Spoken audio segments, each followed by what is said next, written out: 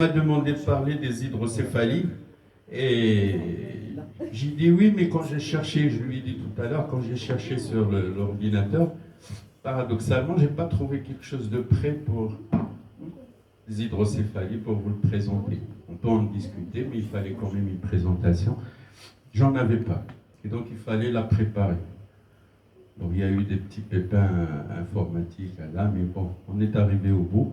Je vous dis ça pourquoi? Parce que bon, je l'ai préparé, donc j'ai pas eu le temps de la rabâcher comme il faut. Et donc soyez un peu indulgents avec l'orateur. Bon, que faire? Moi j'ai réfléchi, et bien c'est facile, confier au neurochirurgien. Voilà, merci pour votre présence. Et بالعربية بتنقصوا عليكم المشاكل والهم وصداع الراس. Laissez le neurochirurgien se débrouiller avec. Bon, vous les reconnaissez, les hydrocéphales, vous voyez, bon. On les reçoit de moins en moins dans cet état comme ça. Mais bon, ça, il vient de naître, hein. C'est des trucs intra-utérins. Ça se développe comme ça. Des fois, quand on fait le scanner, on a comme ça, on n'a même pas de parenchyme partout. Là, on a un peu de parenchyme au frontal, mais des fois, on n'en a pas. Ou alors, comme ça, c'est évident, c'est diagnostic très simple. Alors, les confier au neurochirurgien. Sauf que le neurochirurgien, même pour un bon neurochirurgien, c'est hyper compliqué. Pour un jeune neurochirurgien, c'est pas très compliqué. Hein? C'est comme ça. Quand on est jeune, on fonce, on fait tout. Et à tel point que dans les universités, les CHU, la première intervention qu'on confie à un jeune neurochirurgien qui était marié, c'est de s'occuper d'un hydrocéphale. Donc, c'est flou. Oui, bien sûr. Le geste technique en lui-même, c'est simple, il est très facile. Mais la prise en charge de ce patient, c'est qui est compliqué. Hein, une fois que vous l'avez touché, ben, vous l'avez à vie. Alors si vous avez des parents comme vous, pédiatres, des parents qui sont sympas, qui comprennent et tout ça, ça se passe bien. Si vous avez des parents qui sont pas, comprennent pas pourquoi vous lui avez fait ça et que ça ne marche pas. Donc 90%, je dirais, ça marche quand on s'occupe de ses enfants. Mais dans 10%, vous avez des problèmes. Et les parents qui ont des problèmes, ben, ils ne sont pas contents. Surtout quand ils comparent. Hein, parce qu'ils sont à la consultation, même chez vous. Lui, par exemple, il est drainé, elle est drainée. Pourquoi lui, il marche, il est bien, il va à l'école, et son autre bébé, ben, il est un peu out, il n'est pas bien. Donc c'est le chirurgien qui n'est pas bon. En fait, même si on fait si c'est le même chirurgien, des fois vous n'aurez pas les mêmes résultats. Alors l'hydrocéphalie, c'est quoi? Ben, j'ai mis égale augmentation de volume du liquide, hein, de l'eau, et j'ai mis point d'interrogation. En fait, ce n'est pas tellement l'augmentation du volume, c'est l'augmentation de la pression. Hein, parce que quand les ventricules sont dilatés, ben, ça veut dire qu'il y a une hyperpression. Et c'est cette hyperpression intracrânienne qui va causer des problèmes. Donc, ne vous fiez pas à l'image. Ce n'est pas parce que vous avez fait une image que vous avez une dilatation des ventricules. Si l'enfant va bien ou le nourrisson va bien, il ne faut pas se précipiter, il ne faut pas alarmer la famille, etc. Hein, il faut le confier à quelqu'un qui peut gérer correctement. Et c'est en fonction de la pression élevée ou pas qu'on va faire des choses. Parce qu'une fois qu'ils sont faits, on ne peut pas revenir en arrière. Hein, comme on dit, Yetrmima ou la Development. Donc il faut vraiment...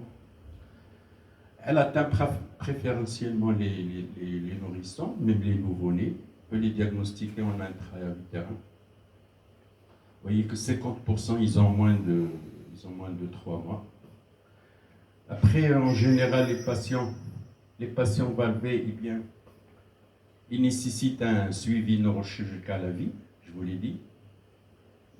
Il y a un risque, il faut que les parents le sachent, ils risquent d'être réopérés. Vous voyez les moyennes, hein, au moins 2 fois dans les 10 prochaines années, des fois jusqu'à 3 fois dans les 20 ans. Des fois, on les voit après 20 ans. Et c'est là où il faut faire des choses. Mais malgré tout, il faut être optimiste. Hein. Ils peuvent mener une vie normale. C'est le Rachid vient de me parler d'un enseignant qui a été évalué à la naissance et qui se porte à merveille. Donc, quand ça réussit, ça marche très bien. Il n'y a pas de contre-indication au sport. Hein. Ils peuvent faire tous les sports qu'ils veulent. En fait, ils peuvent mener une vie normale. Hein. Il ne faut pas les... Parce que les parents ont souvent peur et il a une valve, il ne faut pas qu'il fasse la roulade, il ne faut pas qu'il joue au foot. Non, il peut mener. C'est pour ça qu'on a fait ça, on l'a drainé pour qu'il puisse vivre normalement. Si on l'a drainé pour l'handicaper, ça ne sert à rien, ce n'est pas la peine de l'opérer. Alors, on voit pratiquement un enfant pour 1000 naissances vivantes. Vous voyez, dans le monde, on peut avoir, il y a 50 000 à 100 000 nouveaux cas. Et on la retrouve surtout chez les...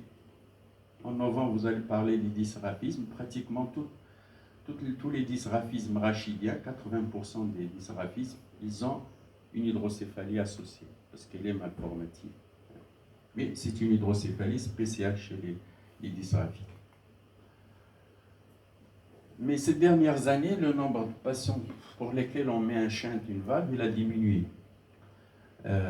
Pourquoi? Parce qu'il y a une meilleure prise en charge des infections. En fait, on voit de moins en moins d'infections dans les infections ménagères.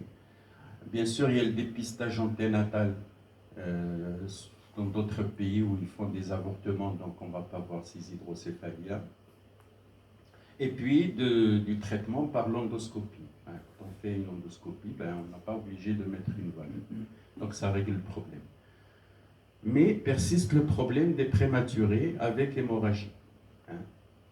Les hémorragies, les hydrocéphalies post-hémorragie, parce que le sang va bloquer la circulation du liquide céphalorachidien et donc va donner une dilatation avec une augmentation de pression. Et pourquoi ça a augmenté? Parce qu'il y a une meilleure prise en charge des prémas, et donc ils survivent plus, ils font plus d'hydrocéphalie. Sur ce graphisme, vous voyez que les post-hémorragiques qui sont en rouge, ils augmentent. Ils étaient très peu dans certaines années.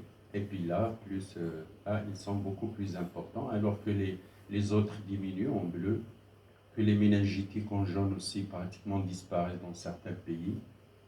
Et donc, c'est les hémorragiques qui persistent. Et c'est votre rôle aussi, parce que les pédiatres, c'est vous qui allez voir ces prématurés, qui allez les gérer, qui allez les maintenir en vie, en quelque sorte.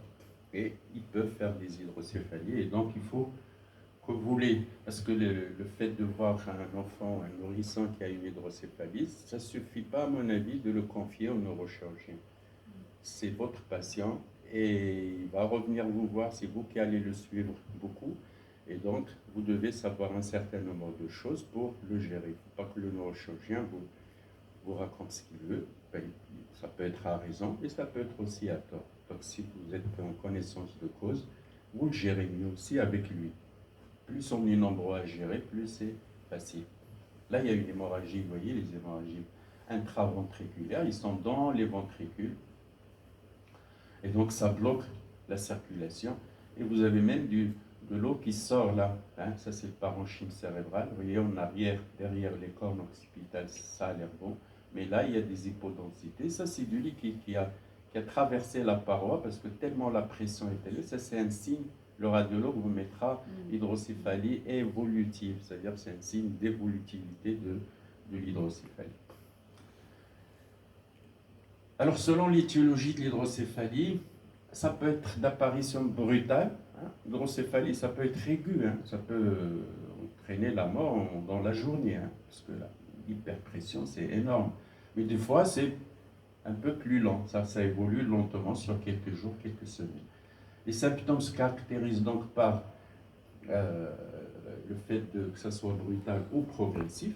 Ils seront variables, bien sûr, en fonction d'un prémat, d'un nouveau-né, à terme ou d'un nourrisson ou d'un enfant un peu plus grand.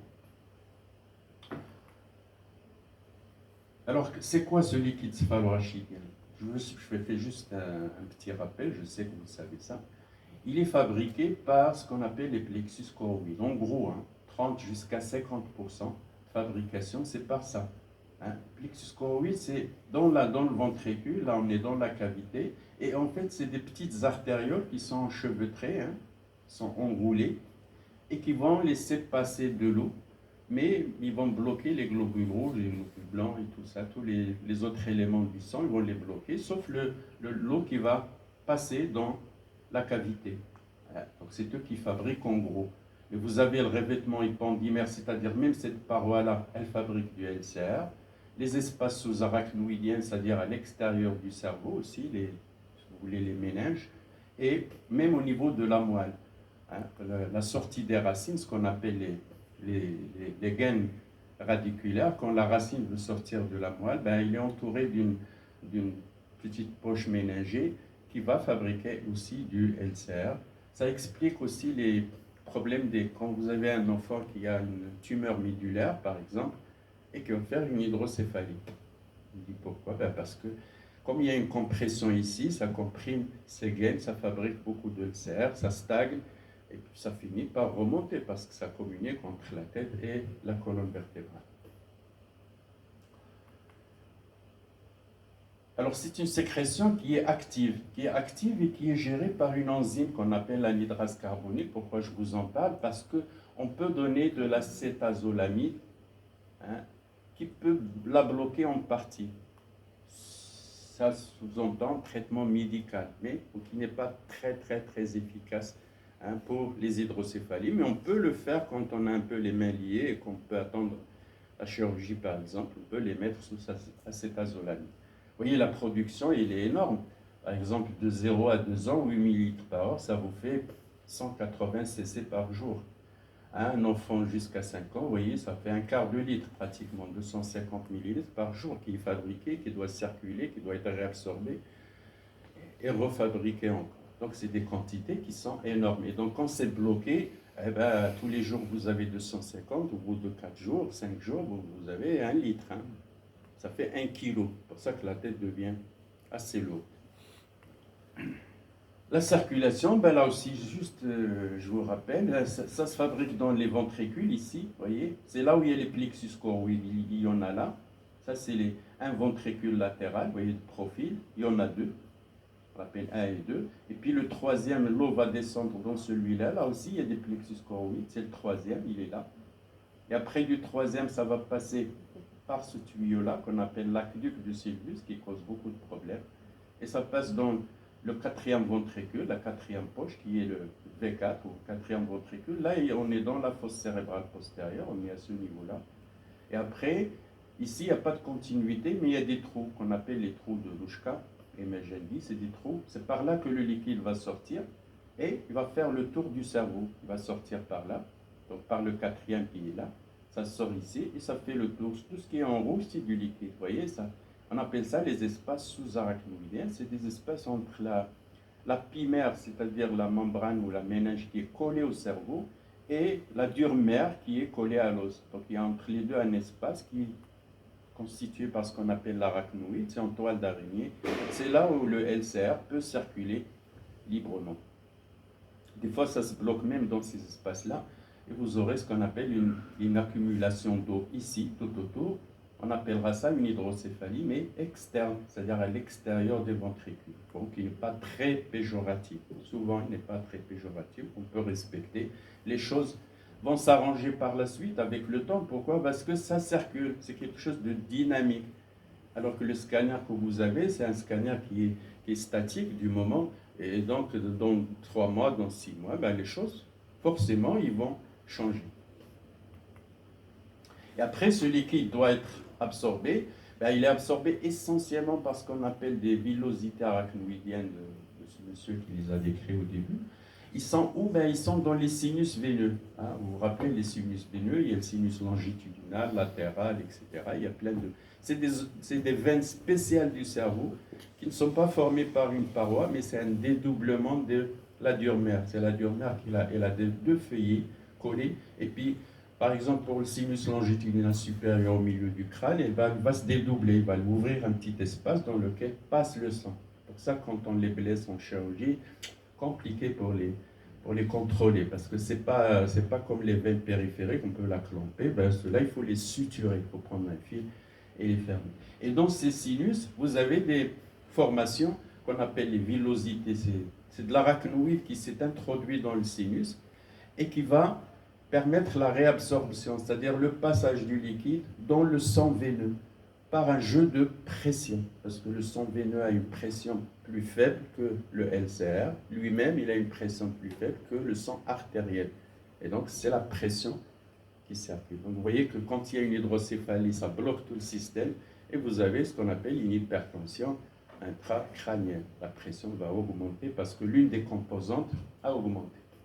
Alors ils apparaissent à l'âge de la marche, hein, parce qu'il y a un problème de pression intrasinusienne négative, parce que quand le bébé va se mettre à marcher, ben, la tête va être en haut, c'est comme un château d'eau, la pression descend. Et donc il y a une pression négative qui se crée là, qui va aspirer le sang des villosités vers les sinus urmériens, vers le sang veineux.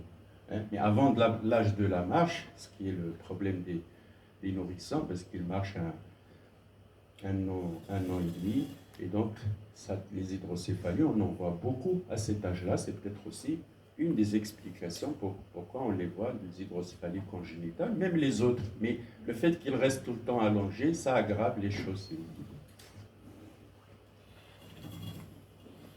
Il y a même le secteur veineux qui rentre en jeu ici. Alors vous avez, par exemple ici, hein, ça c'est, vous voyez, c'est un crâne, la bouche elle est par là, hein, les yeux là, le front, hein, on n'a pas l'image comme ça, ce qu'on appelle une brachycéphalie, c'est-à-dire qu'il a un crâne qui est court. Ça c'est un achondroplasie, si je me rappelle bien, voilà. Donc c'est un syndrome d'Apert. Syndrome d'Apert, c'est une craniosténose avec des formations faciales et la syndactylie, les mains qui sont collées, les pieds. Et donc ils ont un crâne qui est court. Et donc le système veineux, vous voyez le sinus, on appelle ça le sinus longitudinal supérieur, vous voyez, qui est sténosé ici parce que par la compression osseuse, il est fermé. Et donc ça bloque. Il y a des veines, beaucoup de veines ici. Pourquoi? C'est des veines de suppléance qui vont supplier le drainage de ce sinus-là, parce que tout le sang du cerveau des hémisphères va ici, va descendre, puis le sinus latéral s'égouille, puis ça descend dans la veine cave, dans la jugulaire interne, puis la veine cave pour aller dans le cœur droit. Donc ça aussi, vous pouvez avoir un problème quand il y a une compression du secteur veineux.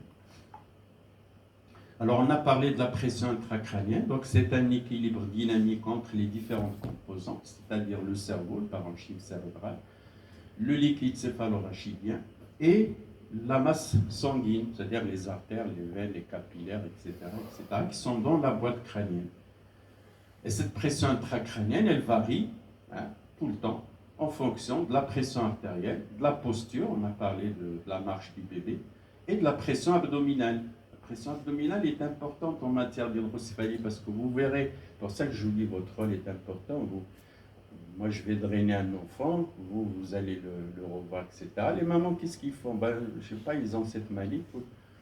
Tous les jours, mon ami, il le sait, tous les jours, à la clinique, ils mettent les couches, hein, et ils les serrent très fort, soi-disant pour que les urines ne fuient pas. Je ne sais pas comment ils vont faire. Après, ils mettent comment vous appelez ça, mesdames, non, ce qu'on porte pour les nourrissons et les nouveau-nés, avec des fermetures en bas. Bon, maintenant, ils les achètent à la naissance et ils les utilisent jusqu'à 2 ans. Et donc, ils vont tirer dessus et ils vont les serrer en bas sur la couche qui est déjà serrée. Après, ils mettent un pantalon qui est serré. Tout ça, ça comprime l'abdomen. Et donc, ça presse sur l'abdomen. Bah, ça presse, on s'en fout. Mais chez les hydrocéphales, c'est problématique parce que quand vous comprimez ici, la pression est élevée, elle ne laisse pas le liquide s'écouler, même si vous avez mis un chêne. Et donc, ça peut être une cause de malfonction de ce chêne. Et donc, il faut que le ventre soit tout le temps libre. Il faut que rien ne le serre en bas. C'est pour ça que je l'ai mis en rouge. Alors, quelles sont les étiologies facteurs de risque des hydrocéphalies? Ben, ça peut être causé, là, vous avez compris, avec le rappel que je vous ai fait tout à l'heure. Soit c'est un problème de circulation, c'est-à-dire le LCR ne circule pas correctement dans les voies d'écoulement que je vous avais montré. Il y a un blocage, soit congénital, c'est-à-dire le tube est mal formé, Soit c'est une tumeur qui comprime, soit tout ce que vous voulez. Tout ce qui peut comprimer, gêner la circulation, va donner une accumulation du LCR. On appelle ça des hydrocéphalies obstructives, c'est-à-dire il y a un obstacle. Et puis ça peut être un problème de résorption du LCR, c'est-à-dire il est fabriqué, il circule, mais la réabsorption n'est pas bonne, parce qu'il y a un problème veineux comme le syndrome d'Aper que je vous ai montré tout à l'heure, etc. Bon, on appelle ça l'hydrocéphalie communicante. Le plus souvent, ça se passe au niveau de l'aqueduc du Sylvius.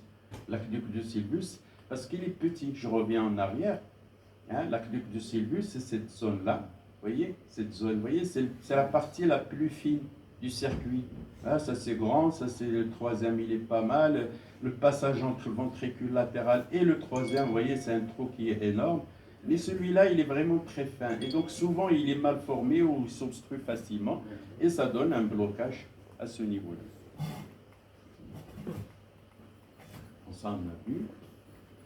Alors, les malformations qu'on peut avoir au niveau de ce problème, donc l'aqueduc du Sylvius, qu'est-ce qu'on peut avoir comme malformation? Ben, il y en a beaucoup. On en voit dans les dysgraphismes. J'ai un problème avec cela. On le voit dans les dysgraphismes. Hein. Vous voyez, par exemple, dysgraphisme ici, un énorme dysgraphisme, la tête est par là, ça c'est les mains, ça c'est la partie basse, il est sur le ventre. Hein. Une grosse malformation. Ben, on a souvent ce problème-là au niveau de l'aqueduc. Hein. Il y a un blocage et ça donne une dilatation des ventricules plus haut. Ça peut être dans les malformations de Chiari.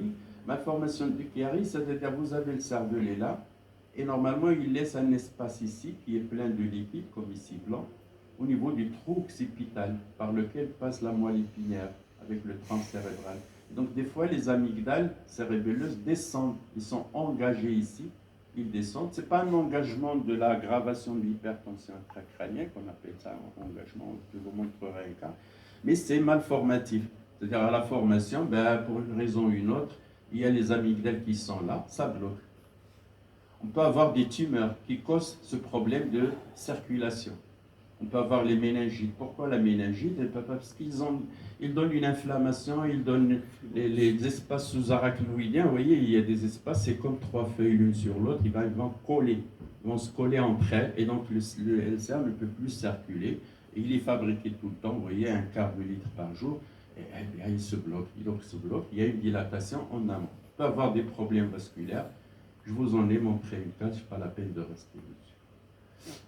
Et donc là, vous avez un petit résumé de ça peut être une obstruction, soit intraventriculaire, soit extraventriculaire, mais en tout cas, ça comprime les voies d'écoulement. La cause, ça peut être les malformations, ça peut être après une hémorragie, parce que dans l'hémorragie, le problème, ce n'est pas celui de l'hémorragie, le problème, c'est parce qu'il y a des caillots de sang qui vont partir avec le LCA qui bouge en mouvement, et ils vont bloquer la petite tuyauterie, comme l'aqueduc du Sylvius. Et vous avez une dilatation en amont.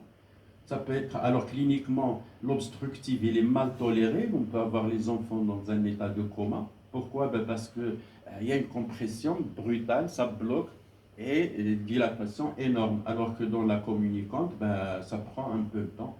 La clinique, elle est bien tolérée. L'imagerie, ben, ici, on verra des images. Et puis, là aussi, votre travail, le pédiatre, il fait beaucoup de ponctions lombaires pour beaucoup de raisons. Et donc, faites attention parce que quand vous avez un truc comme ça obstructif, ça peut être fait toujours une imagerie avant. Hein, comme ça, vous êtes sûr. Si vous avez une dilatation avec un obstacle, si vous faites un IPL, ben vous allez aider les amygdales cérébelleuses, vous les aspirez par le bas parce que vous retirez la colonne d'eau qui était dans la colonne vertébrale, et puis les amygdales vont descendre parce qu'il y a une poussée d'en haut qui va pousser les amygdales. Les amygdales vont comprimer de ce qu'on appelle le bulbe rachidien. Hein. Je reviens en arrière. Vous voyez, ici, vous avez le bulbe rachidien. Ça, c'est le tronc cérébral jusque-là. Et ici, c'est le bulbe rachidien. Et le bulbe rachidien, c'est là où vous avez les nerfs crâniens, où vous avez ce qu'on appelle la substance réticulée, ou le système veille-sommeil. Hein. Et donc, quand les amygdales descendent là, ils vont la comprimer. Hein. Si vous voulez. Et donc, il y a une sorte d'ischémie du bulbe rachidien et vous avez le décès de la personne. Parce que rien ne fonctionne, le cœur va s'arrêter, etc. On était là. Alors, l'accumulation du liquide sphalorachidien, qu'est-ce qu'elle va entraîner? Elle va entraîner l'augmentation de la pression intracrânienne. Ce n'est pas bon pour le cerveau. Elle va entraîner une augmentation du volume de la tête. C'est bon pour le cerveau. Hein? Ce n'est pas bon pour la vue, mais c'est bon parce que, heureusement que les sutures sont ouvertes et la peau elle est encore élastique et donc le liquide pousse, le cerveau pousse, l'os pousse et la peau se dilate. Et donc ça permet de sauver ces nourrissons. Chez l'adulte, on n'a pas cette chance. Si on fait une hydrocéphalie aiguë, on est dans le coma rapidement parce qu'on n'a plus de suture et ça ne peut pas soulager. Et ça finira par donner, parce que le cerveau qui est comprimé, c'est comme le nerf optique quand il est comprimé. L'ophtalmo vous dira, il y a de l'œdème papillaire stade 1, puis 2, puis 3, puis 4, puis il y a une pâleur papillaire, puis il y a une atrophie optique, et le nerf optique est mort. Le cerveau, c'est la même chose. Hein, il va s'atrophier par ischémie. Les atteintes neurologiques, bien sûr, vont varier selon l'étendue des lésions cérébrales. Et la rapide, là, j'ai marqué la rapidité de l'intervention pour réduire la pression intracrânienne. Donc les atteintes neurologiques dépendent de la rapidité de l'intervention. Et j'ai mis des points d'interrogation. Vous pouvez avoir une rapidité que vous voulez. Il faut que le nourrisson réponde au traitement. Parce que vous allez voir les problèmes qu'on peut avoir, même en faisant l'intervention rapidement, eh bien, si le lendemain il repose, il y a un autre problème qui apparaît, ou dans 3 jours ou une semaine, rebelote, c'est-à-dire qu'il y a une hypertension, le cerveau souffre, etc. Donc ça dépend de la rapidité de l'intervention, mais aussi de la réponse qu'on espère bien du nourrisson. Alors symptômes, ça c'est facile, hein, quand vous avez des cas comme ça, vous voyez, une grosse tête, qui souvent, comment on dit, n'est pas dur, hein, il est molle, et puis vous avez la dilatation des veines parce qu'il y a un étirement du scalp de la peau qui donne ça. Vous avez un peu, vous voyez, un aspect dont on verra d'autres, de coucher de soleil qu'on appelle parce que la paupière se rétracte, la paupière supérieure, et puis le globe il est étiré vers le bas, ça donne cet aspect-là.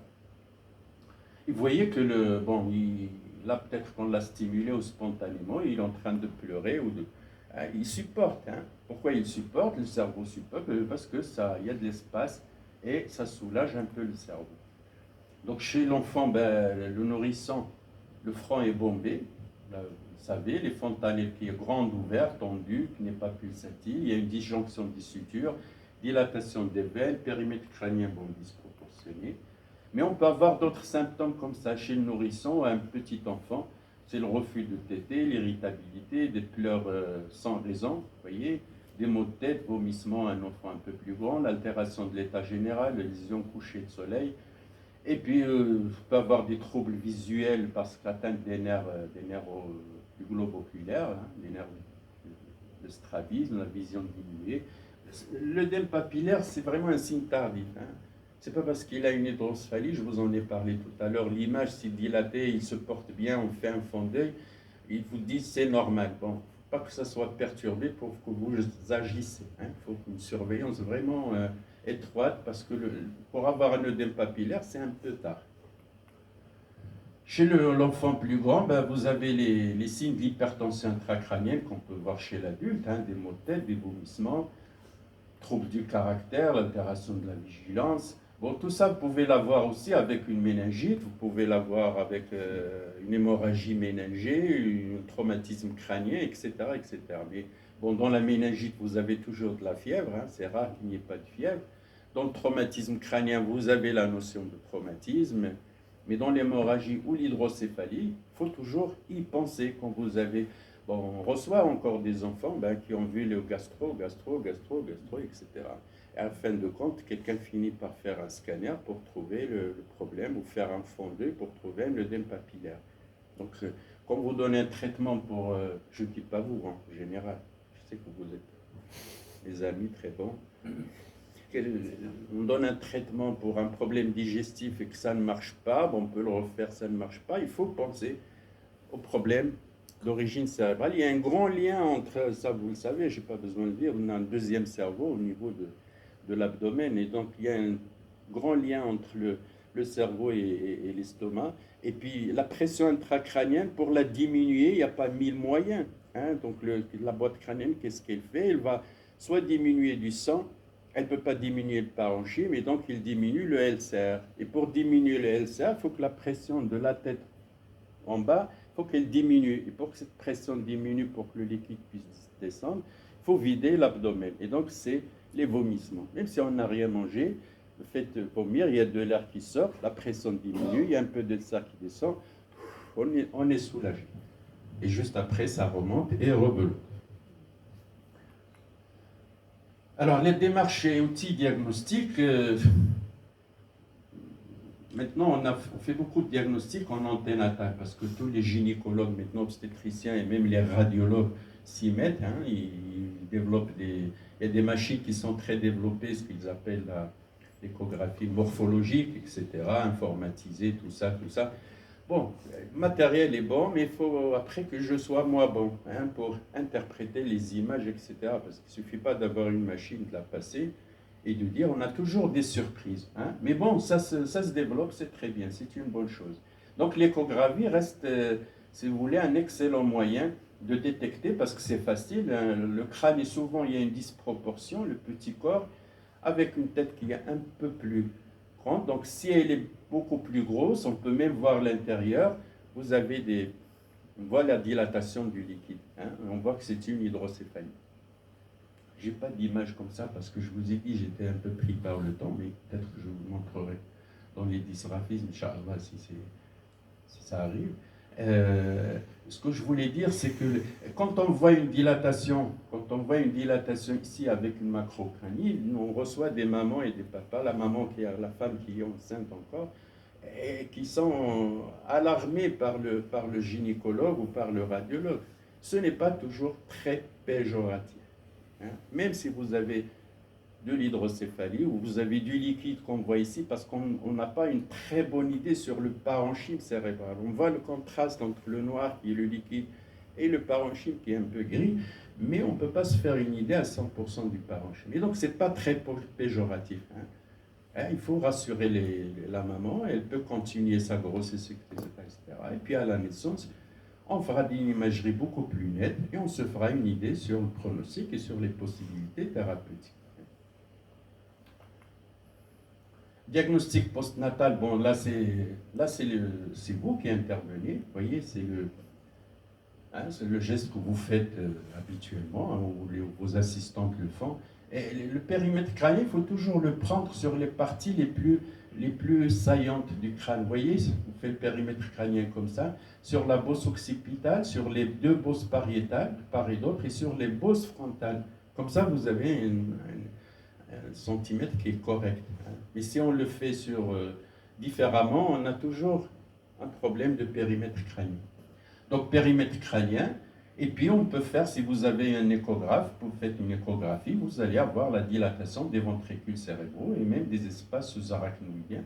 Parce que dès que vous dépassez la fontanelle, vous avez beaucoup de liquide, c'est une hydrocéphalie externe, c'est l'espace sous-arachnoïdien. Sinon, vous avez du parenchyme et après, vous avez du liquide, c'est une hydrocéphalie interne. C'est elle qui est un peu plus péjorative que l'hydrocéphalie externe. Voilà, ça aussi, vous êtes familier avec ça. Hein. Maintenant, il faut juste, moi je vous dis ce qui est en pratique, ce que moi je constate. Hein, quand je les vois, on voit beaucoup d'enfants avec beaucoup de carnets, mais on ne voit jamais le périmètre crânien ou le poids ou la taille qui sont rapportés sur ces courbes-là. Et si vous ne le rapportez pas sur ces courbes, vous ne pouvez pas vous faire une idée. Hein, le périmètre crânien, il est à 47, bon, il est à 47, mais ça veut dire quoi? Ça ne veut rien dire, un chiffre comme ça absolu. Donc il faut toujours le comparer, il faut le mettre ici en fonction de l'âge et du périmètre crânien. Et c'est là où vous allez voir, vous êtes dans le couloir, c'est bon, vous êtes hors du couloir, ben c'est pas bon. Vous voyez, donc pensez à le rapporter ou vos assistantes peuvent le rapporter, faire surtout les carnets, parce qu'on n'a aucune idée quand on les reçoit pour les traiter d'une hydrocéphalie, on n'a aucune idée sur l'évolution des choses depuis la naissance. Donc là, vous avez une hydrocéphalie, vous voyez, ça c'est une hydrocéphalie interne, hein, ils sont dilatés, et puis ils sont, je crois qu'on le verra sur une autre diapo, ils sont arrondis Quand c'est arrondi comme ça, c'est comme un ballon que vous gonflez, eh bien c'est arrondi. Mais quand c'est pas bien gonflé, c'est-à-dire qu'il n'y a pas d'hyperpression, c'est souvent triangulaire, comme ça, pointu. Donc si vous voyez des ventricules un peu plus gros, mais qui sont pointus, ça veut dire que la pression n'est pas énorme. S'ils sont arrondis, ça veut dire que la pression est énorme. Là, c'est externe, vous voyez, c'est à l'extérieur, alors que les ventricules, vous voyez, ils sont pointus ici. Ça veut dire qu'il y a du liquide, mais ils sont à l'aise. Et là, vous avez du liquide à l'extérieur. Bon, là, vous avez celui-là qui est dilaté, hein, comme le côté droit ici. Il est un peu dilaté ici. Mais celui-là, il est beaucoup plus dilaté en occipital. Vous voyez, c'est la partie postérieure. Et puis, vous remarquerez qu'il y a, par exemple, le parenchyme. Ici, vous voyez, il y a de la... Quand on dit l'atrophie, ça c'est pas aussi péjoratif. Hein. Atrophie, c'est pas comme chez les personnes âgées qui ont l'Alzheimer, par exemple, une grosse atrophie. Mais il y a, vous voyez, un rapatillement des sillons, des circonvolutions cérébrales qui font que ce parenchyme diminue de volume. Et donc, ça peut augmenter. Mais bon, ça dépend de l'histoire hein, aussi de ce nourrisson. Moi, je ne l'ai pas en tête, donc je ne peux pas vous dire. Alors, les complications de cette dilatation, des fois, ça se dilate énormément, comme les images premières que je vous ai montrées. On peut avoir des escarres, hein, parce que la peau, quand elle est trop étirée et appuyée sur le lieu, elle a des escarres. Et ça, c'est catastrophique, parce qu'on n'arrive plus à gérer ça. On ne sait pas quoi faire. Est-ce qu'il faut s'occuper de l'eau qui est dans la boîte crânienne ou des escarres? Et puis, quand on veut opérer, il faut ouvrir la peau, on va l'ouvrir, il y a des escarres, souvent ils sont infectés, etc. C'est catastrophique. Là. On peut avoir des troubles visuels parce qu'il y a l'hypertension intracrânienne qui décompense. C'est là que vous allez avoir le fond d'œil perturbé. Vous pouvez avoir un retard du développement psychomoteur. Bon, ça, vous savez aussi le faire. Mais ici, vous pouvez avoir, vous voyez, l'engagement.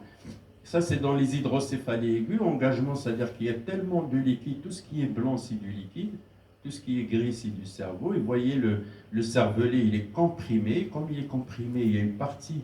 ce qu'on appelle les amygdales, c'est-à-dire la partie basse, descend dans le trou, elle comprime le tronc cérébral, et vous avez bébé qui est comme ça, avec un rejet de la tête en arrière, en pistotonose, comme ça, avec un enraidissement des membres supérieurs, inférieurs. Vous pouvez l'avoir aussi dans les méningites, hein, parce qu'il y a une inflammation, etc. Mais si vous le recevez comme ça, pour faire une PL, il faut d'abord faire une imagerie. D'autant plus que lui, il a quand même un crâne qui est assez...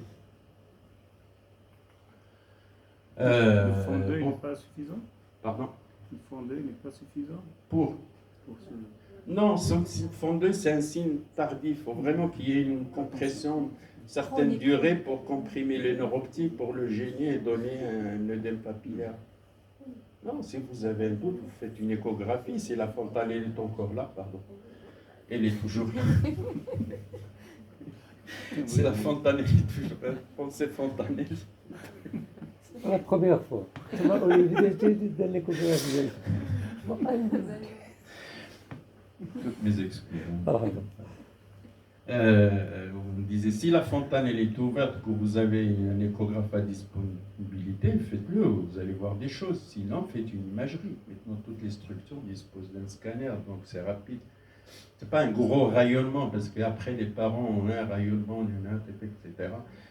C'est un rayonnement qui est informatisé, qui est réduit, etc. Et puis c'est une obligation, hein, on ne peut pas faire autrement. Chez le plus grand enfant, vous avez, soit c'est aigu, et vous avez trouble de la conscience, avec une baisse de la vision, et il se plaint d'une baisse de l'acuité visuelle, soit c'est chronique, et c'est le rendement scolaire, voire même un syndrome pyramidal, un enraidissement des membres inférieurs, avec la mâche qui devient un petit peu enraidie, hein, quand vous tapez sur les réflexes, ils sont hyper vifs, donc c'est un syndrome pyramidal.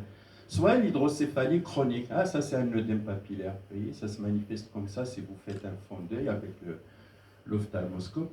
Donc l'hydrocéphalie devient chronique avec, vous voyez, plein de choses qui peuvent apparaître, et notamment par exemple chez l'enfant qui est à l'école, vous avez celui-là, à descendre il était bien, hein, il écrit très bien, je ne sais pas combien il lui est donné là. Oui. Ah oui. Après mars, les problèmes ont commencé, donc il commence à avoir des troubles d'écriture, parce que troubles d'écriture, c'est trouble du mouvement, c'est trouble de la concentration, etc., etc. Et puis, une fois opéré, vous voyez, il reprend et il a 108. Donc là aussi, le rendement scolaire, quand il baisse, etc., il faut toujours penser à un problème d'origine centrale, d'origine cérébrale. Les principaux outils diagnostiques, donc en résumé, c'est l'examen clinique. Ça, c'est le travail du neurochirurgien, mais c'est le travail surtout du pédiatre, parce que c'est vous qui êtes familier avec les enfants et que vous devez les suivre. Et n'oubliez surtout pas le périmètre crânien et n'oubliez pas de le rapporter sur les cours qui sont disponibles. L'échographie prénatale ou chez le nouveau-né ou nourrisson, tant que la fontaine elle est ouverte, ça aide beaucoup. Là, le scanner, principalement parce qu'il est rapide à faire. Un scanner, maintenant, on peut le faire en 1 minute et demie, 2 minutes, c'est rapide, mais on n'a même pas besoin d'anesthésie, une petite sédation, ou le vibrant, il va s'endormir après, on peut faire le scanner. L'IRM, mais c'est un peu plus compliqué, l'IRM, pour la faire chez le nourrisson ou le nouveau-né, bon, mais il est faisable. Et puis, s'il y a une notion de crise ou de mouvement anormaux, ben, on peut toujours faire un électroencéphalogramme. Et puis ça, j'ai mis en rouge parce que ça aussi, c'est votre travail aussi, parce que même quand on les opère, eh bien, quand vous les revoyez, il faut s'assurer de tout ça, s'assurer de la progression de la circonférence crânienne. Il faut que le crâne puisse augmenter d'1 à 2 cm par mois pendant la première année, pas plus, parce que si ça augmente plus, ça veut dire que le drain qu'on a mis, ça ne marche pas. Voir la dimension des ventricules à l'échographie, par exemple, si vous en avez, et puis surtout le développement psychomoteur de l'enfant, pour témoigner de la bonne évolution de ce cerveau ou pas. Diagnostic étiologique, ben, plus souvent l'étiologie est connue. Hein, depuis la naissance ou même pendant la grossesse, il y a des problèmes, etc. Donc on le suit, on le sait. Souffrance périnatale, par exemple, hémorragie ventriculaire, méningite, myélome dysraphisme ou autre syndrome malformatif. Dans d'autres cas, l'hydrocéphalie, c'est le premier élément de manifestation. Il se portait très bien et puis il fait des symptômes, etc. Et vous découvrez une hydrocéphalie. Vous avez ici des exemples. Là, c'est génétique, hein, une hydrocéphalie génétique avec ce syndrome-là. Là, c'est un problème d'atteinte rénale, mais qui peut être associé à une dilatation, là aussi, des ventricules. Là, c'est un problème pulmonaire et ou thoracique avec une dilatation. Là, vous avez cette malformation aussi, moi je ne la connais pas très bien, hein. Vous avez une dilatation des ventricules, des problèmes là aussi chromosomiques liés à l'X, et puis vous avez le glaucome, hein. Il a un glaucome et puis il a une dilatation ventriculaire. Donc on va avoir plein de pathologies associées à l'hydrocéphalie. Imagerie, c'est très facile, hein. Quand vous prenez un scanner ou une IRM, eh bien c'est les ventricules. Vous voyez, ils ont grossi, ils sont arrondis, ça veut dire qu'il y a une hyperpression. Et le parenchyme, il est refoulé et écrasé contre l'os. Donc ça, c'est les ventricules latéraux. Entre les deux, il y a ce qu'on appelle le troisième ventricule. Pour voir le quatrième, il faut faire des coupes sur la fosse cérébrale postérieure. Là, il y a résorption transépandymère, on ne la voit pas bien, c'est ce que je vous avais montré tout à l'heure. C'est-à-dire que le liquide va passer à travers cette membrane qu'on appelle la paroi épandymère. Alors l'échographie, examen de première intention en néonatologie, bon, il est facile, il est répétable et on peut la faire au lit, permet des mesures adeptes. Puis maintenant, ça se développe aussi, on peut le faire avec le Doppler, qui permet de donner une idée sur la vascularisation cérébrale. Le Doppler aussi transcrânien, on appelle ça le Doppler transcrânien, notamment au niveau temporal. On le fait aussi pour les hémorragies méningées, on le fait aussi pour les traumatismes crâniens, etc. Ça donne une idée sur le débit sanguin au niveau des carotides et au niveau des branches proximales de la carotide. Mais si mon ami Rseyer était là, il va dire c'est l'échographie, hein, rien que l'échographie. Et qu'est-ce qu'on dit d'autre? C'est toujours l'échographie. Mais l'échographie, elle ne donne pas un aperçu sur l'état du cerveau. Elle vous dit il y a du liquide, il y a trop de liquide, soit à l'intérieur, soit à l'extérieur, il y a un liquide qui est cloisonné là-bas, etc. Il y a du sang, mais le cerveau, elle ne peut pas donner une idée. On ne sait rien du cerveau. Et c'est le plus important pour la décision thérapeutique et pour le pronostic. D'accord? Mais bon, on peut la faire pour... Si elle est normale, c'est bien. Vous faites une échographie, tout vous paraît normal, et bien, cherchez autre chose. Mais vous faites l'échographie, il y a un problème de dilatation, etc. Directement imagerie. Hein, et le problème est réglé. Le scanner, rapide, facile à réaliser, que l'IRM, ne nécessite, je l'ai dit, pas d'anesthésie. On peut montrer des disjonctions des sutures, il peut montrer, vous voyez, on peut voir des empreintes digitiformes ici. C'est l'examen d'urgence qu'on fait. Puis c'est l'examen de référence, c'est-à-dire, il me faut un scanner, il me faut un scanner, et puis quand l'enfant va revenir après parce qu'il a des maux de tête, parce qu'il vomit, etc., et bien je fais un scanner, et puis sur ce scanner, je ne peux pas avoir une interprétation fiable à 100%. Maintenant, s'il a un scanner avant, quelque temps avant, ça me permet de comparer et de dire, ben voilà, les ventricules se sont dilatés un peu plus ou moins, etc., pour prendre une décision, parce que c'est des décisions chirurgicales qui sont toujours problématiques. Voilà, donc les ventricules peuvent rester larges sans être sous pression. Oui, ça aussi, c'est... Par exemple, ici, les ventricules, ils paraissent normaux, mais la personne peut souffrir. C'est-à-dire, il a des maux de tête, il vomit, il a des troubles visuels, il est même somnolent.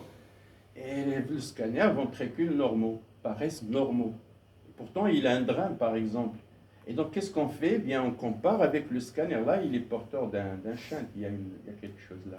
Et donc, on fait un scanner. Il faut demander à la famille le scanner avant même de 3 mois, même de 3 ans, je ne sais pas. Ça permet de comparer et de voir. Ils étaient plus fins que ça, là, ils se sont dilatés. Ils étaient plus dilatés, ils se sont rétrécis, etc. Et c'est sur ça qu'on porte une décision thérapeutique. Mais une image standard statique comme ça ne permet pas de... Donc, c'est ce qu'on appelle les examens de référence. Il faut toujours veiller à ce que les patients que vous suivez et qui sont porteurs de shunt, par exemple, qui ont un problème d'hydrocéphalie, de garder toujours ces images, échographie, scanner, IRM, et de ne pas les perdre. Alors l'IRM, oui, c'est le meilleur examen si vous voulez. Il ne montre pas l'état du parenchyme cérébral, on voit mieux, et il montre la cause de l'hydrocéphalie. Et puis il permet de donner une idée sur le pronostic. Maintenant, avec les logiciels de l'IRM, on peut même faire ce qu'on appelle étudier le flux du LCR, c'est-à-dire sur l'IRM, on appelle ça l'IRM fonctionnel, on peut voir l'écoulement du liquide céphalorachidien à travers l'aqueduc de Sylvius, à travers le trou de Monro, à travers le trou occipital, etc. Et voir est-ce que ça circule ou ça ne circule pas. C'est des IRM spéciales. Toutes les IRM disponibles ne disposent pas de ce logiciel pour le faire. On appelle ça IRM de flux ou IRM fonctionnel qui peut faire d'autres choses. Alors pour éviter les retards d'intervention, etc., il est indispensable de disposer d'une imagerie de référence. Bon, ça je vous les ai déjà dit. Elle doit être identifiée, archivée et disponible à tout moment dans le dossier de l'enfant parce que vraiment elle est d'une grande aide. Donc s'il vous plaît, vous pouvez conseiller les parents de faire ça. Bien sûr, il faut faire un bilan neuropsychologique parce que la compression du parenchyme cérébral, elle va donner des problèmes sur la psychomotricité et donc sur le développement psychomoteur. Donc il faut faire un bilan initial qu'on peut faire dès le diagnostic de l'hydrocéphalie. On peut le faire à un âge plus avancé, vers l'âge de 6 ans, pour voir une idée et pour pouvoir suivre cet enfant par la suite. Alors, on a parlé des étiologies. Maintenant, la plus fréquente, je vais vous les étayer rapidement. L'hydrocéphalie par hémorragie néonatale, c'est-à-dire l'hémorragie intraventriculaire. Vous voyez, ça, c'est les ventricules, la boîte crânienne, le cerveau ici. Et vous avez la colonne vertébrale, vous avez un peu de sang. Ça paraît blanc comme ça, en hypersignal dans le ventricule. C'est une hémorragie intraventriculaire. Ça se voit surtout chez le prématuré. Elle est plus fréquente, c'est la plus fréquente. Parce que, comme on l'a dit, les prématurés, maintenant, on arrive à les garder en vie longtemps, même s'ils sont très prématurés, même s'ils ont un petit poids, etc. Donc, les pédiatres et les pédiatres qui font beaucoup de réanimation arrivent à les gérer. Et donc, on va avoir de plus en plus ce problème de dilatation après hémorragie. Le traitement est rendu difficile par le très jeune âge de l'enfant et la présence de caillot-ventricule. Donc, ce qui oblige à des mesures temporaires, c'est-à-dire on ne va pas sauter parce qu'il y a une dilatation ventriculaire, on va sauter sur le drainage ou sur autre chose. Eh bien, on fait ce qu'on appelle des mesures palliatives, mais qui sont transitoires. Par exemple, on peut faire un drainage ventriculo-sous-galial avant de mettre une valve définitive. Je vais vous montrer tout à l'heure un drainage sous-galial. Alors, les hémorragies intraventriculaires, vous avez un peu de pathogénie ici, parce qu'il y a une hypoplaquétose, qui est due à une incompatibilité fœto-maternelle du système Rhésus. Et donc, quand vous avez un saignement à l'intérieur, cette prématurité, c'est le principal facteur de risque. Malgré tout, l'hydrocéphalie post-hémorragique peut également atteindre des enfants nés à terme. C'est-à-dire, on peut le voir chez le prémat, mais même chez les enfants à terme, on peut avoir des hémorragies intraventriculaires dues à plusieurs causes. Ici, vous avez l'âge du terme. Vous voyez qu'il y en a beaucoup des pics entre 29e, 30e et 31e, 32e semaine de grossesse. Toute agression donc de ce cerveau prémat, hypoxie, hypoglycémie, convulsion, peut entraîner un saignement ventriculaire chez le prématuré. De plus, il peut exister aussi des thromboses, qu'on appelle les thromboses veineuses cérébrales, qui entraînent un ramollissement hémorragique. Donc là, il y a une hémorragie ventriculaire, intraventriculaire, on appelle ça grade 4. Donc les risques d'hémorragie, vous voyez, la prématurité, c'est la principale cause. Puis vous avez les problèmes périnataux, vous avez les accouchements dystociques, vous avez les grossesses multiples, les enfants qui naissent avec des détresses respiratoires, problèmes cardiaques ou des problèmes abdominaux malformatifs ou autres. Il y a un gradient que vous connaissez peut-être de cette hémorragie intraventriculaire, ça c'est le grade 1, c'est limité comme saignement, un peu plus, et puis vous avez tous les ventricules qui sont remplis, c'est le grade 3. Puis vous avez le sang qui sort du ventricule, il est complètement sorti dans le parenchyme ici. Donc c'est le grade 4, ça bouge pratiquement tout. Donc là, vous avez, ici et là, vous avez l'hydrocéphalie à 100%. Donc il y a une dilatation qui va se développer. Cliniquement, c'est une altération de l'état général, anorexie, bradycardie, refus de téter bien sûr. Et la survenue de convulsions aussi peut avoir, suite à une hémorragie qui est dans les ventricules ou qui est dans le parenchyme. Mais une fois dans les ventricules, il est aussi dans les espaces sous-arachnoïdiens. Et donc, ça irrite le cerveau, ça peut causer des convulsions. Et ça donne une souffrance cérébrale qui peut indiquer, c'est le grade de l'hémorragie. Bien sûr, il y a une augmentation de la pression intracrânienne, mais qui sont un peu plus tardives. Ça prend du temps chez ce nourrisson ou chez ce nouveau-né qui vient de saigner. L'imagerie, bien sûr, l'échographie, couplée au Doppler, elle permet de faire le diagnostic de l'hémorragie intraventriculaire parce qu'on va voir du sang qui est plus échogène que le liquide céphalorachidien, mais ça permet aussi de voir les pulsations donc au niveau artériel qui sont très élevées et qui vont s'anormaliser une fois traité, cet enfant traité par exemple, avec l'hypertension. L'IRM, bien sûr, il est important. Quand on peut la faire, parce que ça, l'échographie, on peut la faire au lit du patient, on peut la répéter, c'est plus simple, on ne le déplace pas alors qu'il est dans un état qui n'est pas très bien. Et donc l'IRM, quand on la fera, c'est pour avoir une idée sur le parenchyme cérébral et la réaction du parenchyme cérébral. Donc on appelle ça à visée pronostique. On peut se faire une idée sur les possibilités de problèmes qu'il va avoir par la suite.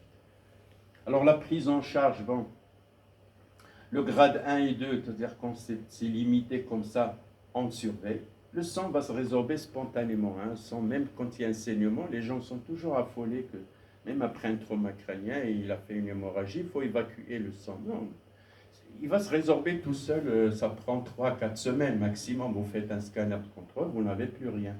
Mais après, est-ce que ce sang et les petits caillots ont bloqué les circuits d'écoulement? Peut-être, ça on verra, donc la dilatation. Sinon, c'est bon, c'est pas la peine de faire autre chose. Le grade 3, quand ça comprenne toutes les cavités ventriculaires, tout le circuit d'écoulement du LCR, eh bien là, les ventricules vont se dilater et on sera obligé peut-être d'intervenir.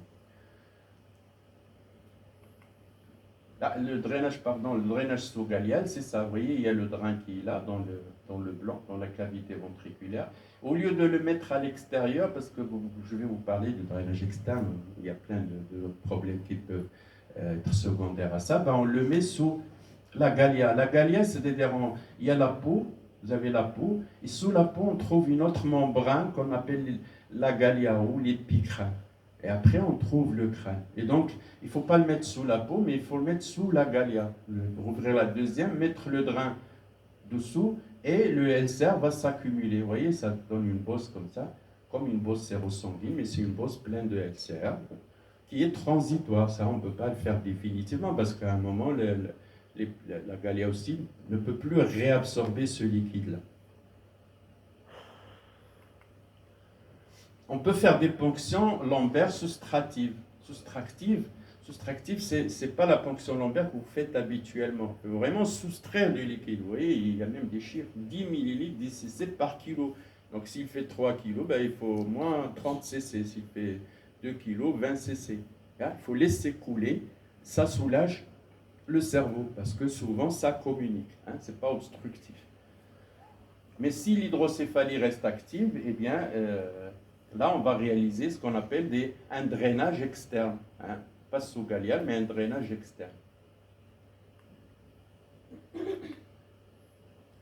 Alors, le plus souvent cependant, c'est pour ça que je vous avais dit, il faut être un petit peu indulgent avec moi, il faut mettre une place qu'on appelle une valve ventriculo-péritonéale définitive.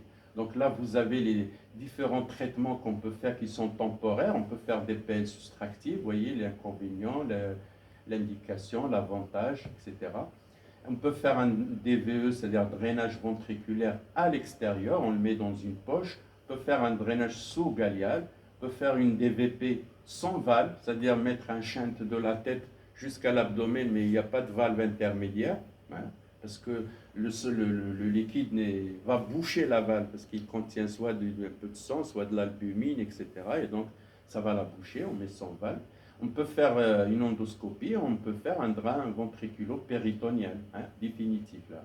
On va le faire, c'est définitif, on ne peut plus l'enlever. Le devenir de ces, vous voyez les shunt failures, c'est-à-dire que vous avez des premières années, c'est surtout la première année où vous avez beaucoup de problèmes de ces shunts. Une fois dépassé les premières années, ben, on ne fait plus de problèmes. Le shunt, la dérivation ne pose plus de problème, c'est-à-dire les choses se stabilisent, le cerveau arrive à s'adapter, le LCR, les pressions, etc. Et donc ça se passe bien. Donc quand vous mettez un shunt, c'est la première année qui est vraiment dangereuse. S'il ne revient pas la première année, ça veut dire que ça marche très bien. Il sera enseignant.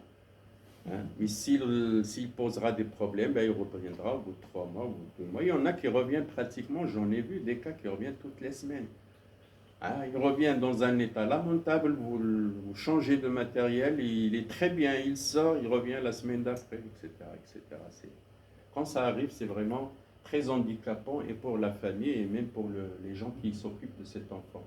Bon, les résultats chirurgicaux, vous voyez ici les problèmes d'infection aussi. Hein. Vous voyez par exemple 70% n'ont pas fait d'infection, mais vous avez une infection une fois 24%, 2 fois 6 fois %, hein, etc. Ici, vous avez c'est les révisions. Voilà, j'ai dit, comme je disais, c'est la première année, vous voyez, 0, 1, 2, voilà. C'est la première année où il y a beaucoup de révisions. Et plus le temps passe, plus on ne les revoit plus ça marche. Hein. Donc les années critiques, c'est la première, deuxième année où il y a beaucoup de problèmes que posent ces problèmes de dérivation.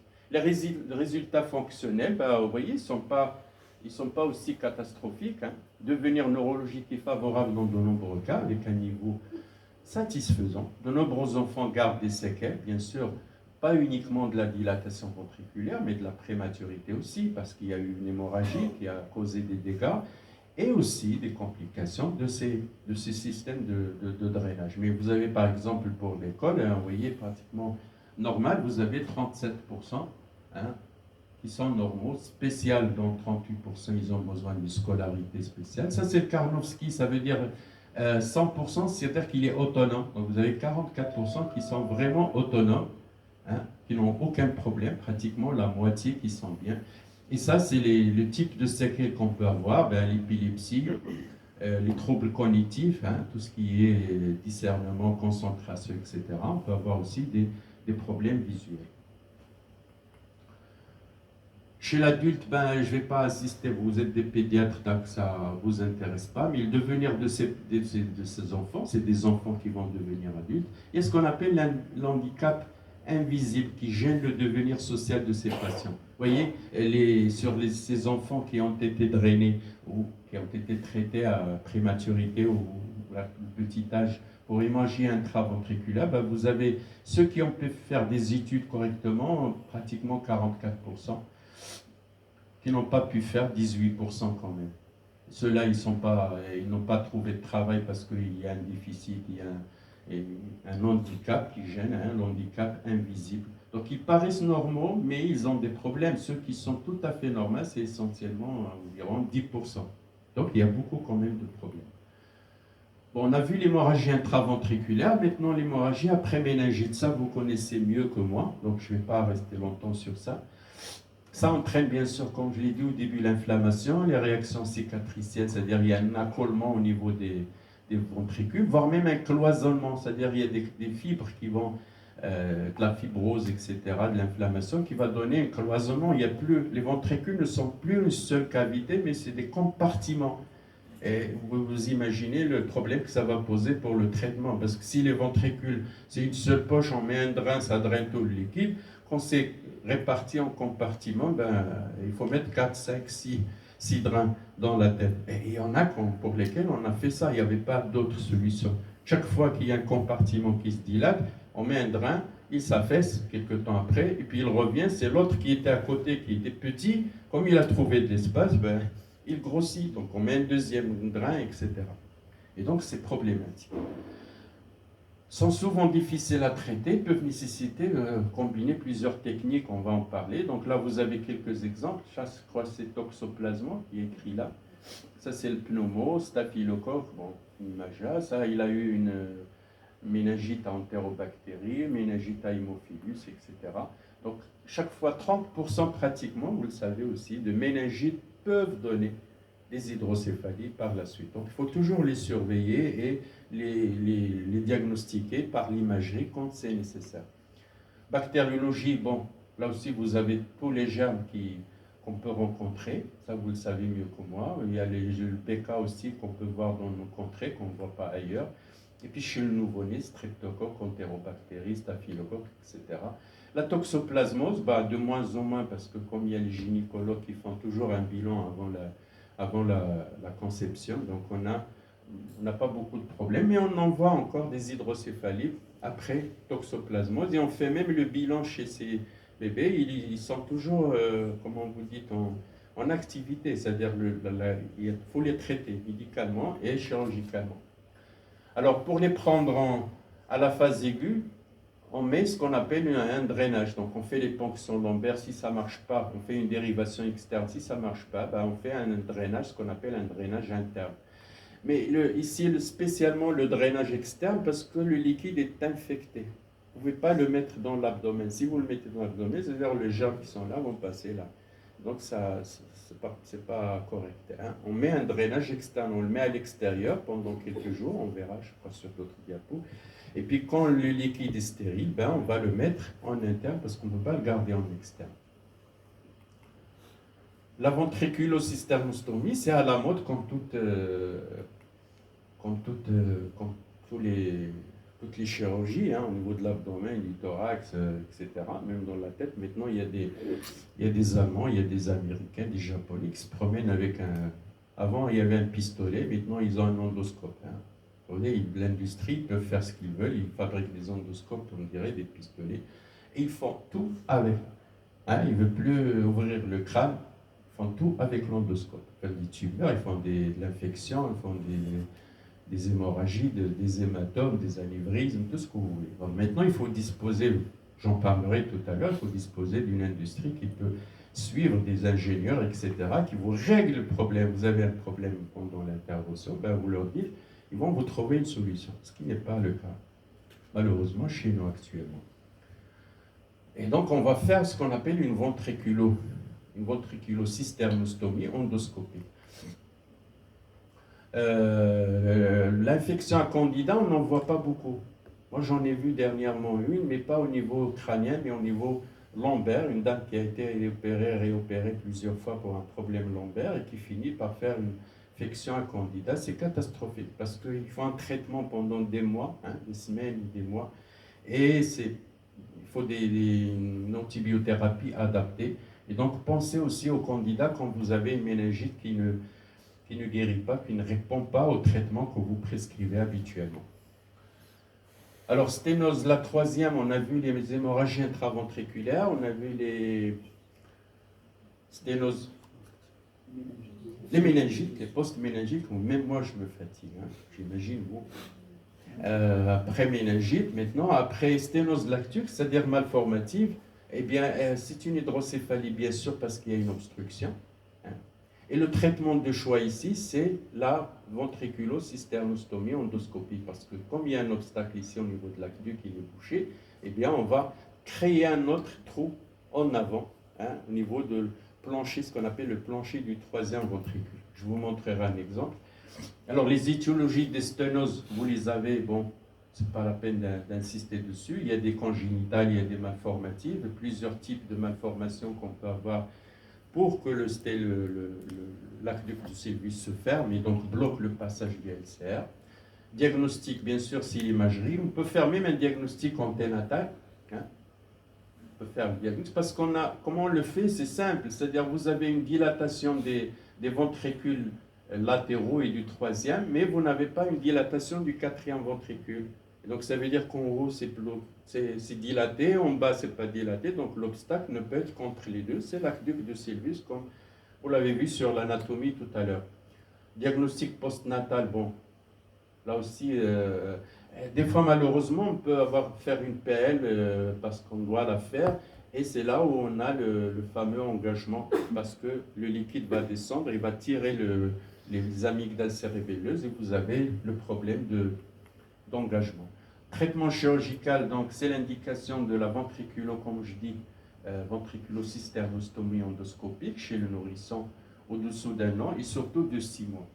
Mais ça ne veut pas dire que c'est une technique miracle. Hein. Même avec cette VCS, même avec l'endoscope, on peut avoir des échecs.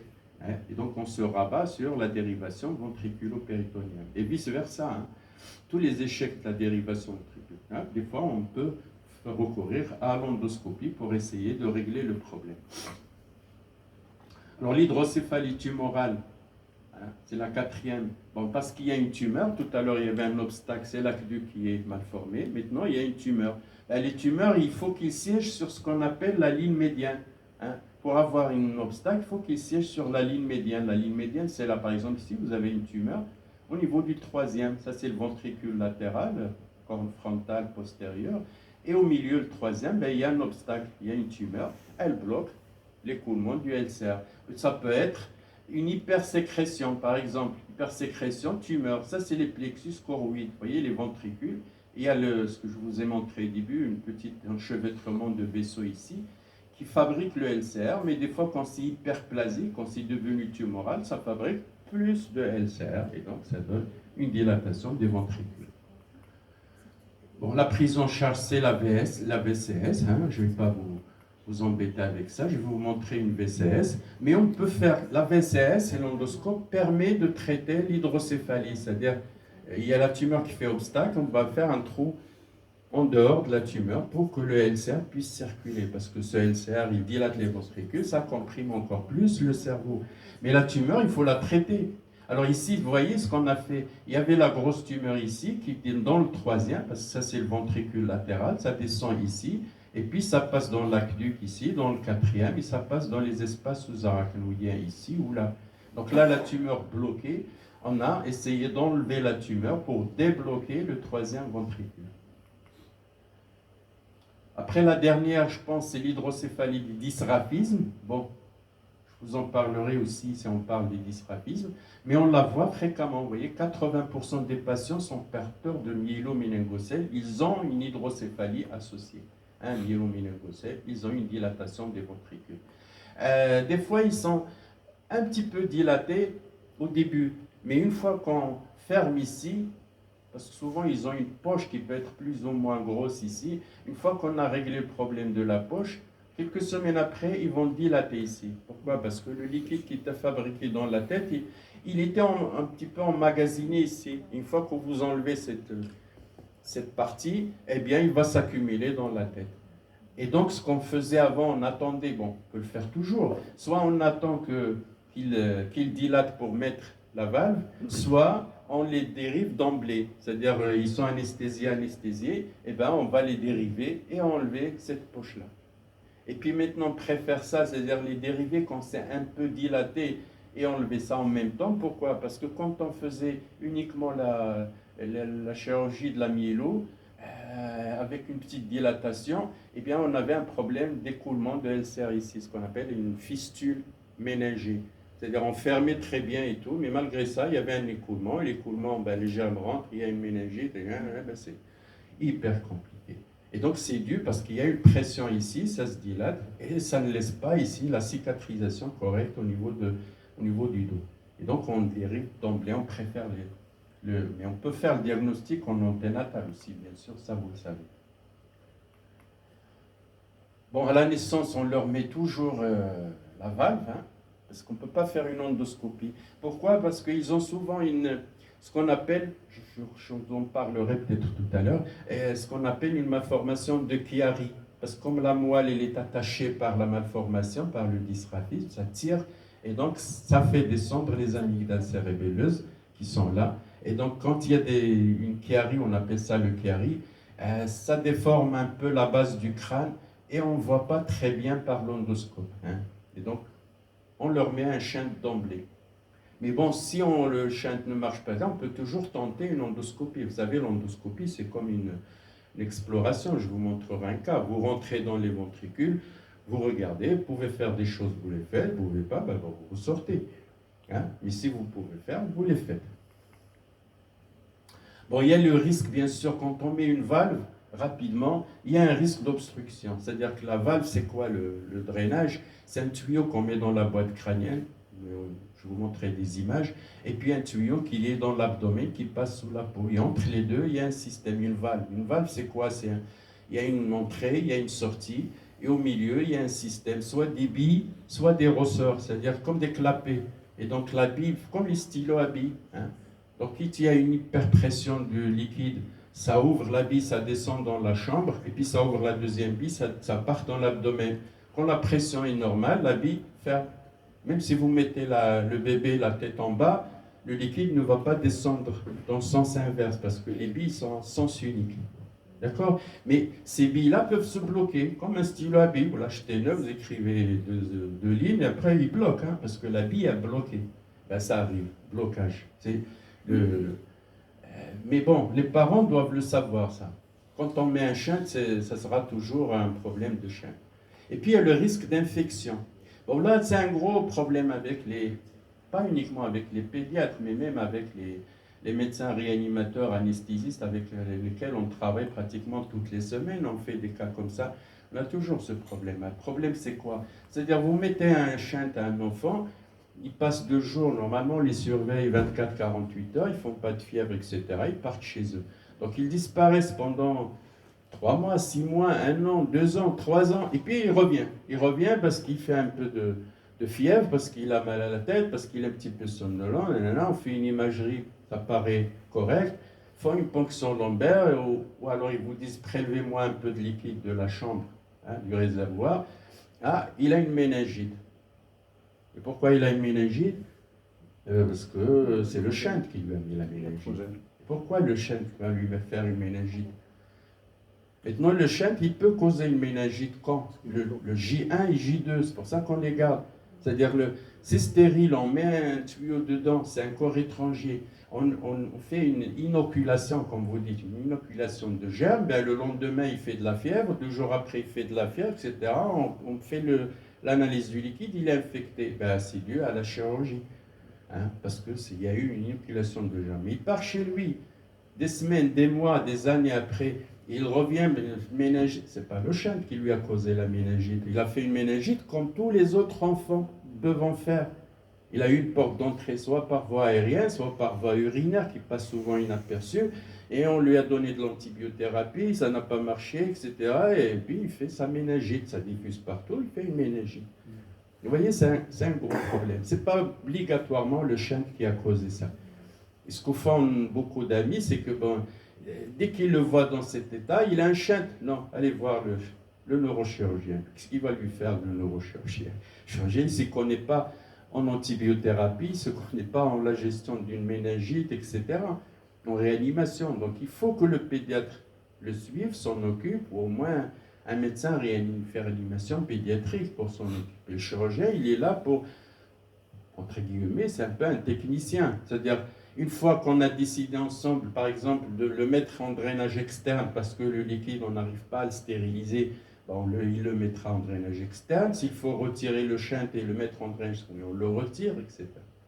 Mais là, ça pose un autre problème pratique, parce qu'ailleurs, c'est ce qui se fait, ce qu'on appelle la théorie, si vous voulez.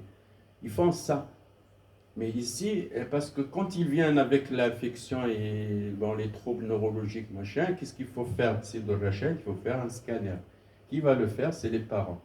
Les parents n'ont pas les moyens.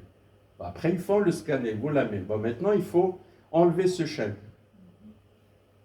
C'est bien, c'est facile à enlever un shunt. On peut l'enlever sur anesthésie locale. Il suffit d'inciser sur la chambre ici et retirer, ça vient tout seul.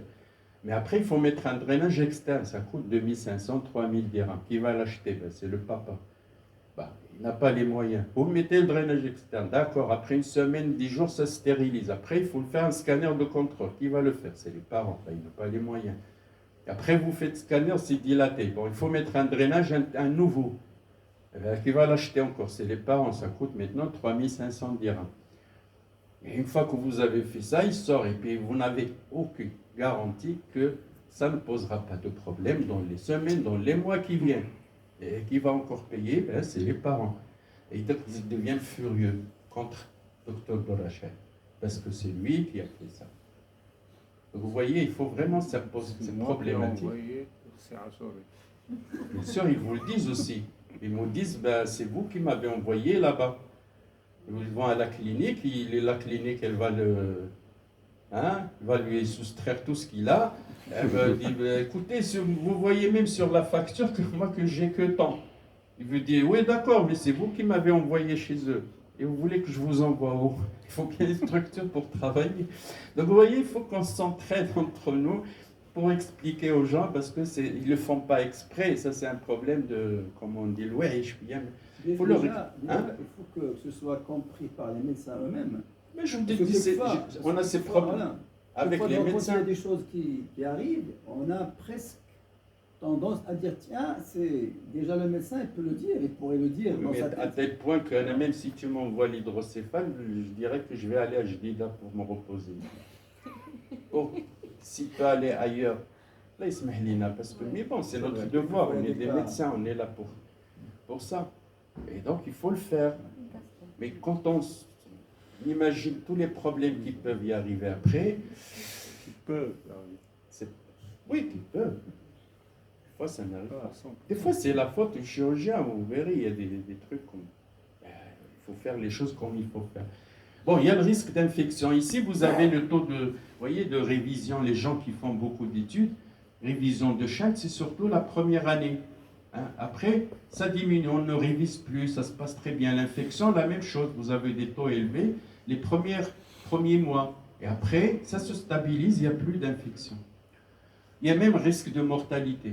Lorsque la valve s'obstrue, l'hyperpression intracrânienne ralentit directement sur on a dit, le Chiari que les myéloméningocèles ont pratiquement toujours, dans 80%, ce qui explique la surmortalité chez les dysraphismes. Vous avez ici le taux de mortalité chez les spinas. Donc il est assez élevé et qui est dû pas uniquement au shunt, mais à beaucoup d'autres problèmes. Donc en résumé, vous voyez, c'est une pathologie complexe. Les recommandations, à tel point que vous voyez même les gens qui ont les moyens, qui ont la possibilité, c'est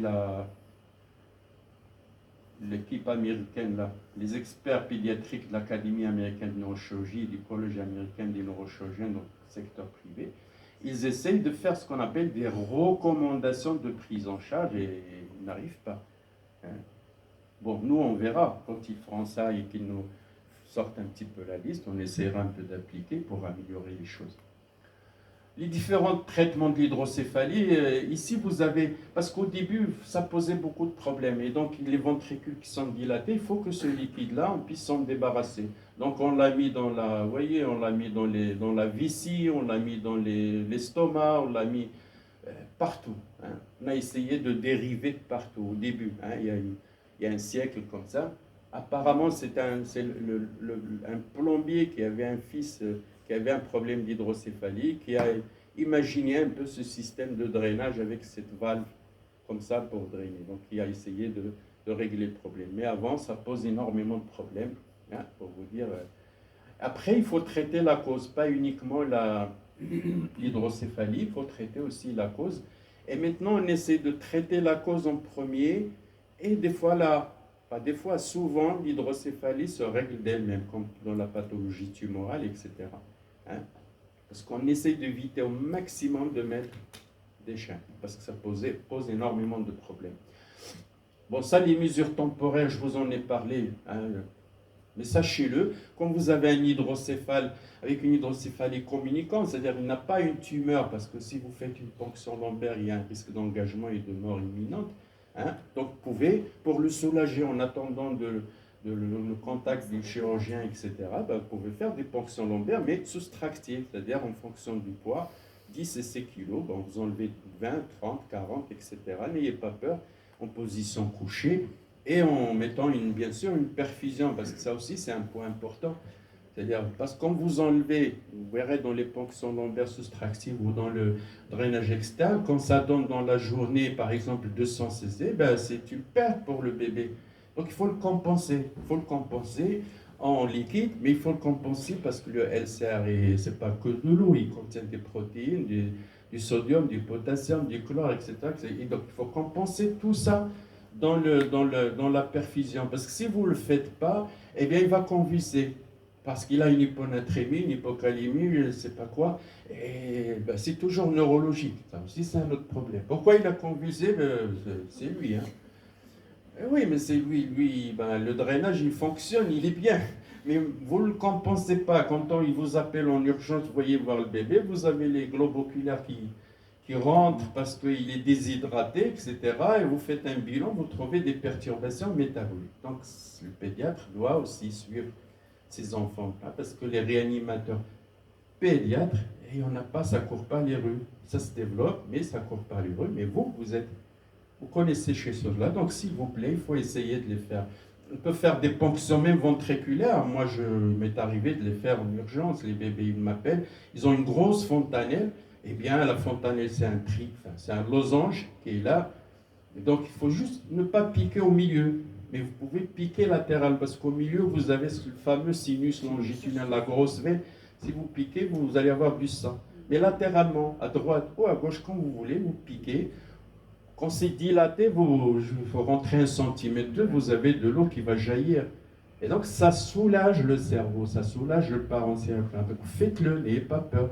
Vous pouvez faire avec une intranule. Vous prenez une intranule verte ou pas fine, parce que fine, ça passe pas, surtout quand il y a beaucoup d'albumine, mais bon, la verte ou même la grise, vous la mettez, vous avez du liquide qui sort. Hein? Ça sort tout seul, on n'a même pas besoin d'aspirer. Donc ça soulage les ponctions ventriculaires en urgence. Et puis on peut utiliser le Diamox, mais chez le grand enfant. A priori, ça existe en perfusion, vous voyez, 10 mg kilo jour. Mais bon, chez nous, j'ai demandé l'autre jour par un enfant, ça n'existe pas. Et ça existe en comprimé. Je sais qu'on l'utilise pour les adultes, parce qu'on a parlé de l'hydrocéphalie du nourrisson, du nouveau-né, etc. Mais j'ai pris beaucoup de temps. Non. Mais sachez qu'il y a l'hydrocéphalie chez l'adulte. Hein, on peut le voir. Après la soixantaine, vous ne risquez pas de l'avoir, mais après 60 ans, vous risquez d'avoir une hydrocéphalie qu'on appelle hydrocéphalie de l'adulte à pression normale, on l'appelle HPN. C'est une dilatation des ventricules. Ça ne donne pas la même symptomatologie rapidement, mais ça donne des troubles de la marche, bizarrement, hein, c'est comme chez les enfants. Ça donne des troubles de la marche, c'est-à-dire que la personne adulte, vous le mettez debout, il tient debout, au lit, il bouge tous les membres, mais vous lui dites marcher, ben, il fait comme ça, il ne sait plus marcher. Il n'y a pas de paralysie. C'est un diagnostic différentiel à l'Alzheimer, des fois. Il y a des Alzheimer qui ont trouvé des hydrocéphalies. Bon, ceux-là, ils ont des troubles de la marche, ouais. Ils ont des troubles urinaires, c'est-à-dire qu'ils font des fuites urinaires, et ils ont des troubles mnésiques. Voilà, ils ont les trois. S'ils ont les trois, c'est vraiment un problème d'hydrocéphalie à pression normale. Maintenant, dans l'Alzheimer, ça démarre par des troubles mnésiques. C'est quand ça évolue qu'ils vont avoir ce qu'on appelle des apraxies de la marche. On ne sent plus marcher, il faut les aider, etc. C'est un problème d'autonomie. C'est pas la même chose. Non, le diagnostic est facile de l'HP. Le drainage ventriculaire, ça ne donne pas l'engagement. Non, parce que ça C'est passe en haut. Non, pas de risque. non. Pardon pour Lui, il connaît beaucoup de choses. Mais l'engagement, on peut l'avoir vers le haut. Mais vous savez où? Dans les tumeurs de... Je vous montrerai un petit cas tout à l'heure. Dans les tumeurs de entre l'aqueduc du sylvius, enfin entre le 4e ventricule et le 3e. Vous pouvez avoir des tumeurs quand vous faites un drainage. Vous faites même un drainage ventriculo-péritonéal. Ça, c'est arrivé plusieurs fois. On fait le drainage, ça se passe très très bien et puis il ne se réveille pas. Il ne se réveille pas, il reste dans le coma. On fait un scanner, on trouve un engagement, c'est-à-dire que la tumeur qui était dans la fosse postérieure s'est engagée vers le haut. Elle a été en quelque sorte aspirée et elle a saigné avec hémorragie. C'est catastrophique. Oui, on peut avoir un engagement. Mais là, non, dans les hydrocéphalies, non. Non, faites-le, sauf qu'il faut partir latéralement. Ne restez pas au milieu. Ça se passe très bien, vous badigeonnez. Quand on consomme, est-ce qu'il y a une quantité à respecter là? 10 cc kilos. Ben, dans le drainage lombaire, c'est 10 cc kilos. C'est-à-dire si le bébé fait 2,5 kg, vous enlevez 20 cc ou 25 cc. Bon, même pour le ventriculaire. Parce que si vous videz trop, ben, il va le ressentir, ça retentit. C'est l'hémodynamique de l'enfant. Hein. Le LCR fait partie du compartiment dynamique. Hein. C'est comme dans les acides, oui.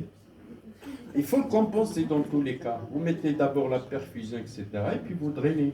L'hypertension intracrânienne bénigne existe même chez l'enfant. Oui, bien sûr, chez le grand enfant. Chez le grand enfant, oui. C'est autre chose. C'est pas l'hydrocéphalie. L'hypertension intracrânienne bénigne. Oui, oui, bien sûr. Bien sûr, vous pouvez avoir comme les migraines chez l'enfant. Vous pouvez avoir des migraines. Ça se manifeste par un strabisme, céphalée, vomissement. Ce que vous voulez. Tous les signes d'hypertension, vous pouvez les avoir. Hein. Les problèmes visuels, les problèmes digestifs, troubles de comportement, vous pouvez avoir une somnolence, ce que vous voulez. Sauf que c'est chronique. L'hypertension intracrânienne bénigne, c'est une hypertension qui est chronique, qui évolue sur le temps. Ce n'est pas quelque chose d'aigu. Ce n'est pas comme dans les tumeurs, etc. Parce que l'hypertension, elle suit une courbe qui monte. Donc quand ça monte, c'est compensé, puis elle arrive à un stade où elle n'est plus compensée. Donc il y a la décompensation. Donc c'est là où il y a la souffrance cérébrale et qui peut entraîner la mort. Donc il y a le traitement médical, mais qui n'est pas très efficace. Le drainage externe, c'est ça. Vous voyez, vous mettez un drain dans le ventricule, sauf que vous le sortez à l'extérieur, et puis il y a un kit. C'est un kit stérile avec des robinets pour faire des prélèvements différents jours, etc. Puis c'est connecté ici, ça dégouline ici, puis c'est fermé. Quand ça se remplit, vous savez exactement combien ça s'est vidé, puis vous pouvez vider la poche, et ça continue. Et on peut le garder 1 semaine jusqu'à 2 semaines. Hein. Mais le gros risque, c'est parce que comme toute chose qui est manipulée à l'extérieur, ça risque de s'infecter. Donc il faut vraiment beaucoup d'hygiène pour que ça n'arrive pas. Voilà, vous pouvez donc les liquides, vous voyez, vous pouvez avoir du liquide comme ça, jaunâtre, du liquide du sang, ça c'est une hémorragie. Vous pouvez avoir du liquide clair, vous pouvez avoir du liquide, différents types de liquides. Bon, les valves, vous voyez, les valves de dérivation, soit on fait dans le ventricule et on le passe sous la peau et on le met dans l'abdomen, dans la cavité abdominale. Hein, ça, c'est les péritoines qui entourent les intestins qui a la faculté de réabsorber le liquide. Hein. Le péritoine, c'est avec lequel on fait le... C'est le même système de dialyse. Vous le faites.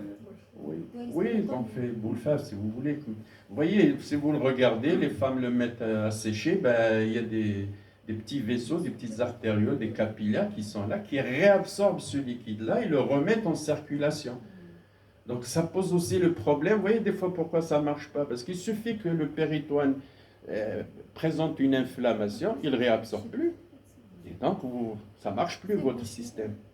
Et le péritoine va s'enflammer parce qu'il y a un problème digestif, parce que vous avez une infection intestinale, une intoxication, n'importe quoi. Et bien ça retentit sur le péritoine parce qu'il enveloppe tous les intestins et ça gêne le passage du liquide. Ça coule, mais ce n'est pas réabsorbé, ça s'accumule, le ventre grossit. la pression va augmenter, et ici ça ne peut pas descendre parce que la pression en bas elle est plus élevée qu'en haut, et c'est problématique. Ça casse la tête. Quand ça arrive, heureusement que ça n'arrive pas souvent, ça arrive de temps en Monsieur, temps. le péritoine, c'est une serre, ça s'appelle, je pense, c'est le mésentère. Hein?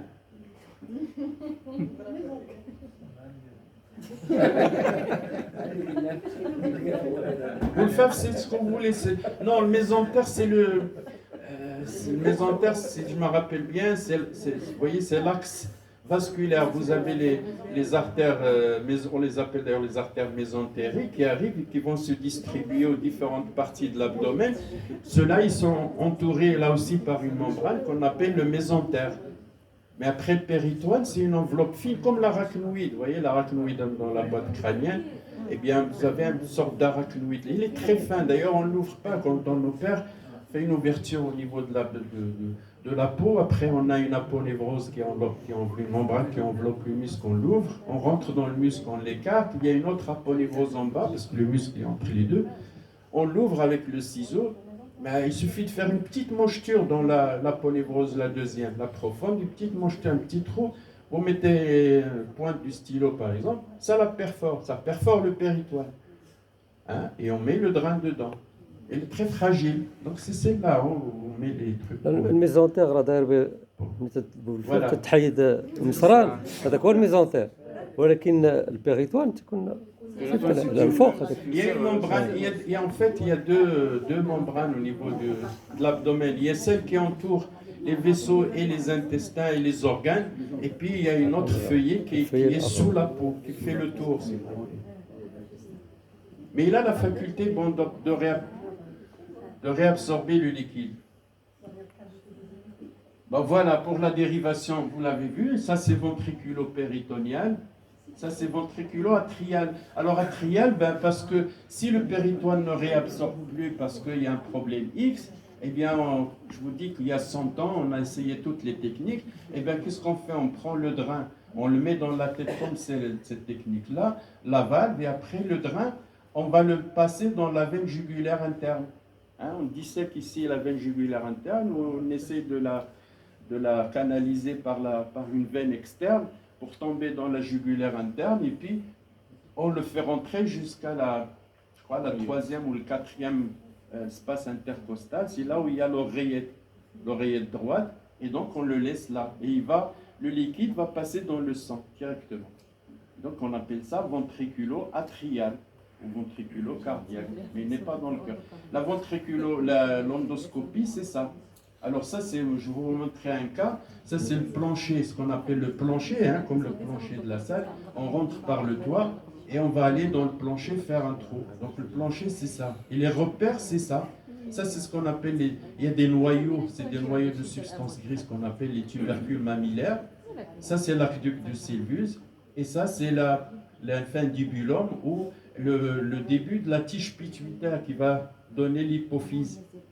Et donc cette membrane-là, vous voyez, c'est une membrane translucide ici. Et bien c'est là où on va faire un trou. On va faire un trou pour que le liquide qui est dans la salle va passer par ce trou-là qu'on a créé et recirculer, passer dans les espaces péricérébraux qui vont vers la moelle et faire une circulation nouvelle.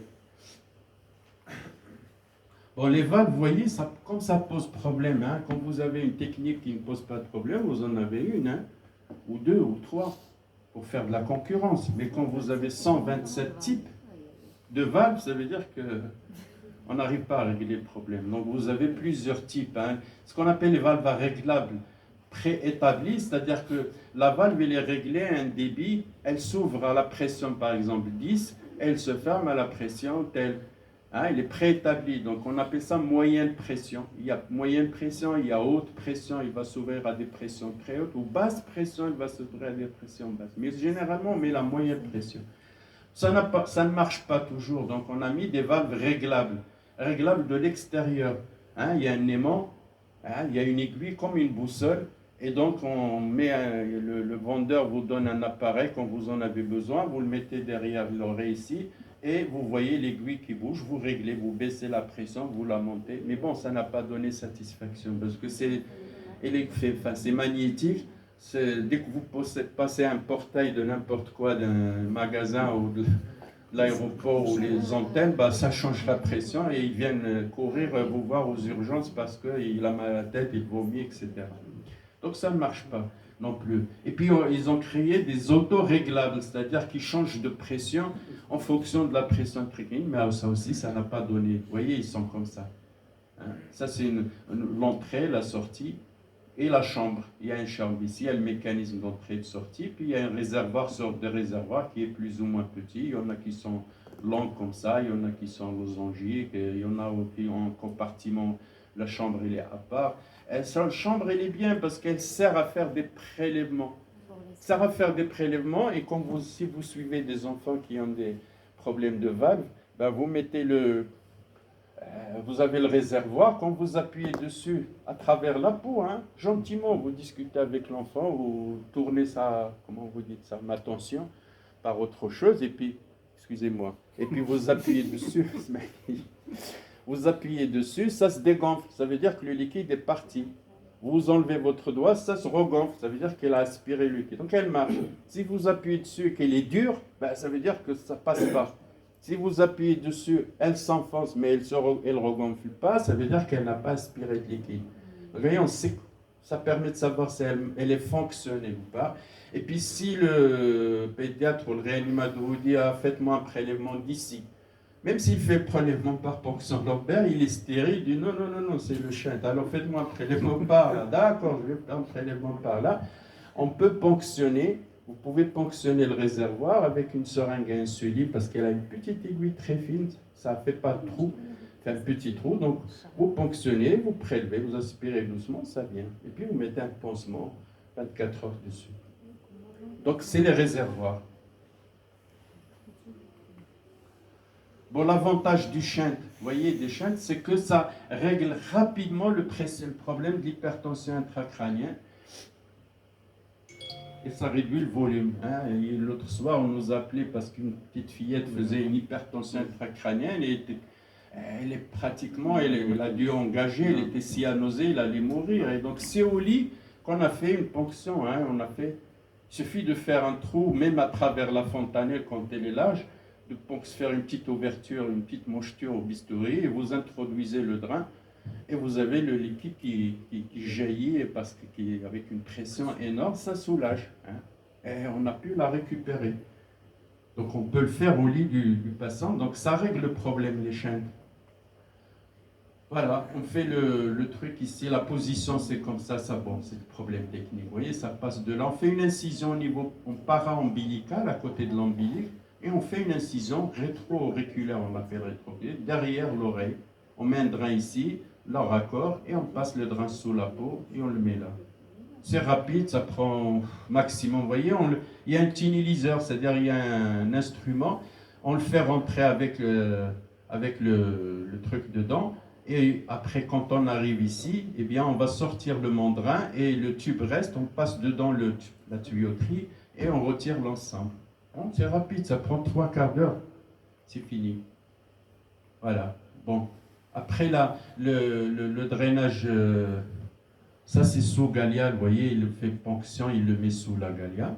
La fontanelle là, donc vous piquez ici. Vous voyez, si vous voulez faire une ponction urgente, vous le piquez sur les côtés, pas sur la ligne médiane.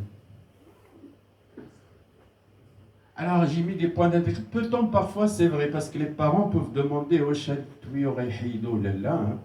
pourtant c'est vrai, de l'enfant de Laval, parce qu'il se porte bien, il va à l'école, il est très bien. Là, bon, la maman, ce qui la dérange, c'est pas. C'est le tuyau. Le tuyau, il lui a rien fait. Le tuyau, on ne le voit même pas. Il n'a même pas besoin de dire mon fils, il a un truc. Mais ça la dérange. Hein? Alors, Tiban Enaya, il sait tout, lui. Tiban Enaya, parce que des fois, avec le temps, vous verrez, je vais vous montrer quelque chose tout à l'heure, il y a une rétraction ici, c'est-à-dire ça colle à ce niveau-là, et plus l'enfant grandit, plus ça colle, et comme ça colle ici, quand il fait un mouvement comme ça, c'est tendu, on le voit ici. Donc à l'adolescence, ça les dérange, hein, parce qu'à l'adolescence, ils veulent être beaux et tout ça, et donc, il dit, ça m'embête. D'accord? Ça, on peut le changer, c'est pas un problème. On peut changer la tuyauterie juste d'en bas. Est-ce qu'on peut l'enlever? A priori, non. Sauf dans des cas particuliers. Est-ce qu'on peut l'enlever définitivement quand on l'a mis et qu'il est là depuis des années et que ça fonctionne très bien? On ne peut pas l'enlever. Comment diagnostiquer un dysfonctionnement? Parce qu'ils font une hypertension intracrânienne. Rapidement, en quelques heures, quelques jours. Ils se portent très bien et puis ils se plaignent de la tête, etc. Peut-être qu'il a une angine, on peut donner un traitement, ce n'est pas un problème. Mais 24 heures, 48 heures, il a toujours la même symptomatologie. Pensez à un dysfonctionnement de valve, surtout s'il est porteur de chaîne. Mais éliminer les autres problèmes rapidement. Il ne faut pas le confier au chirurgien directement. Il faut éliminer d'autres problèmes qui peuvent causer des maux de tête, peut-être un peu de fièvre, vomissement, etc. Si ce n'est pas le cas, ça reste le problème du dysfonctionnement, ça, on s'en occupe. Quel est le suivi du patient?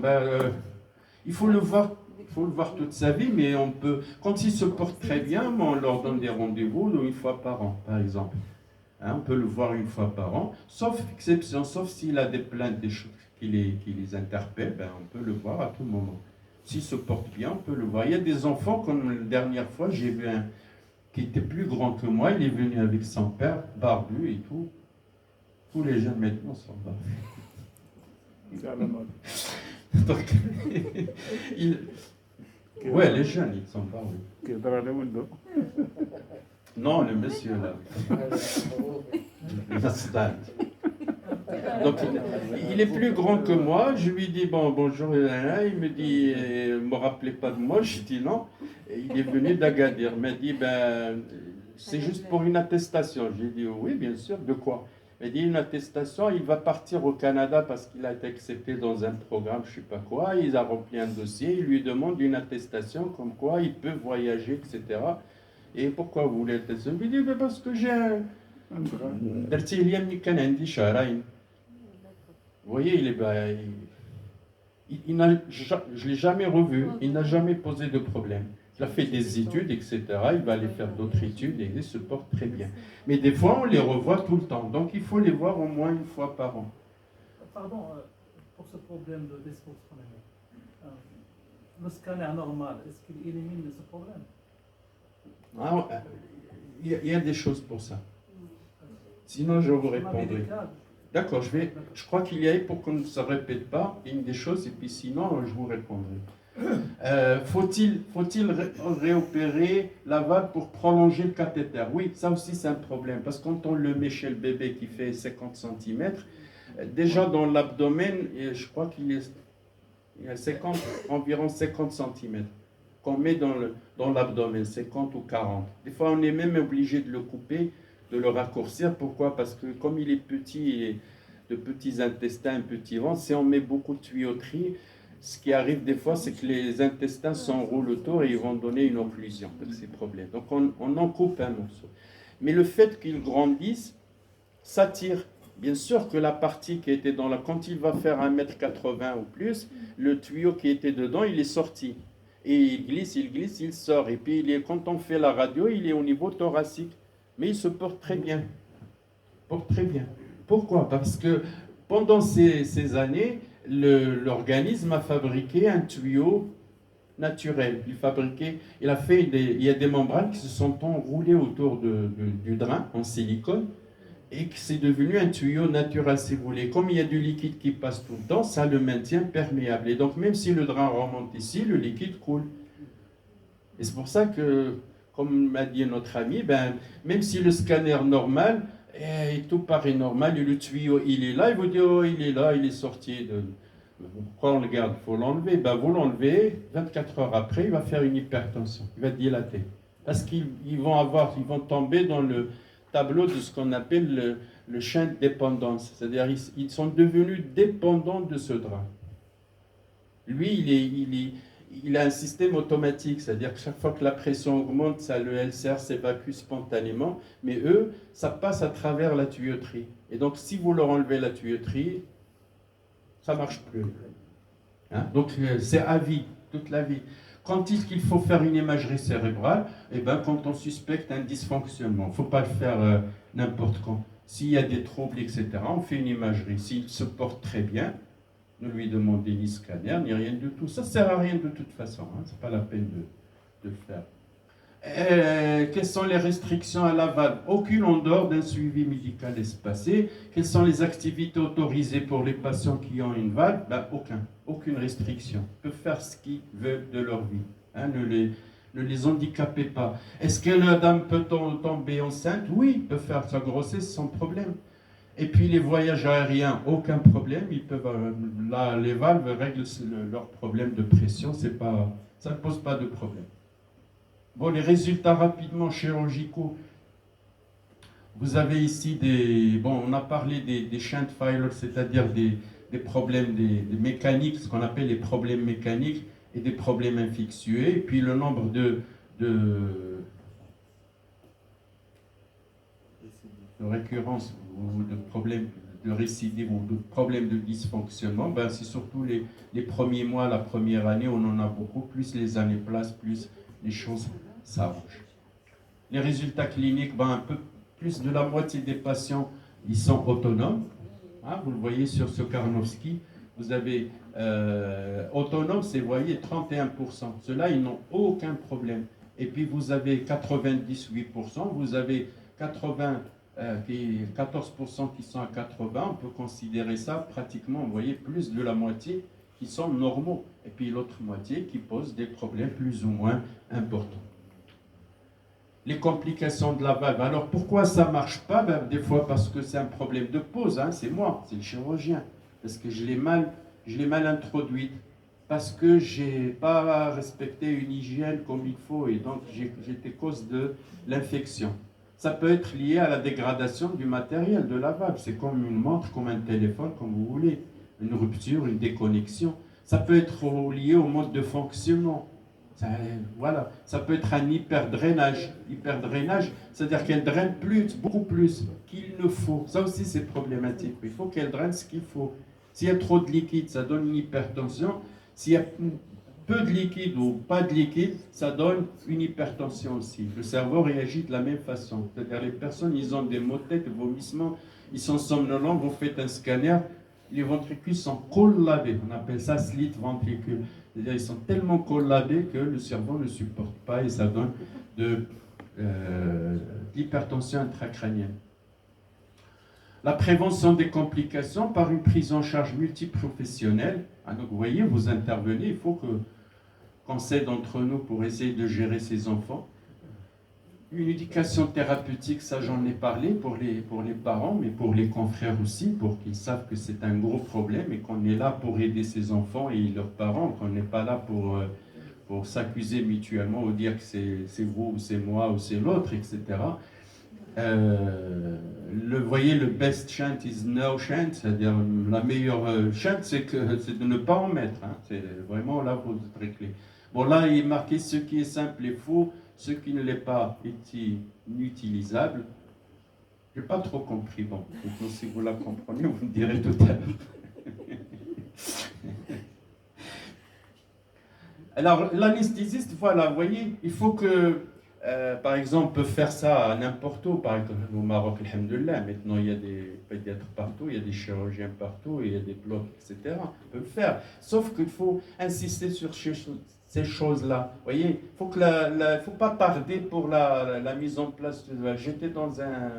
J'ai eu la chance d'être dans un grand service en Europe qui faisait beaucoup d'enfants. Et on avait fait une étude sur l'infection. Et parmi les choses qu'on a trouvées, par exemple, qu'il fallait, par exemple, démarrer avec elle le matin, première heure. Il ne faut pas laisser la dérivation en dernier, parce qu'il y a moins de risques quand vous démarrez avec. Il faut faire le moins de temps possible. Il faut qu'il y ait le moins de personnes possible. Hein, dans la salle, on peut être à 10, à 15. Quand on fait une tumeur, on fait autre chose, etc.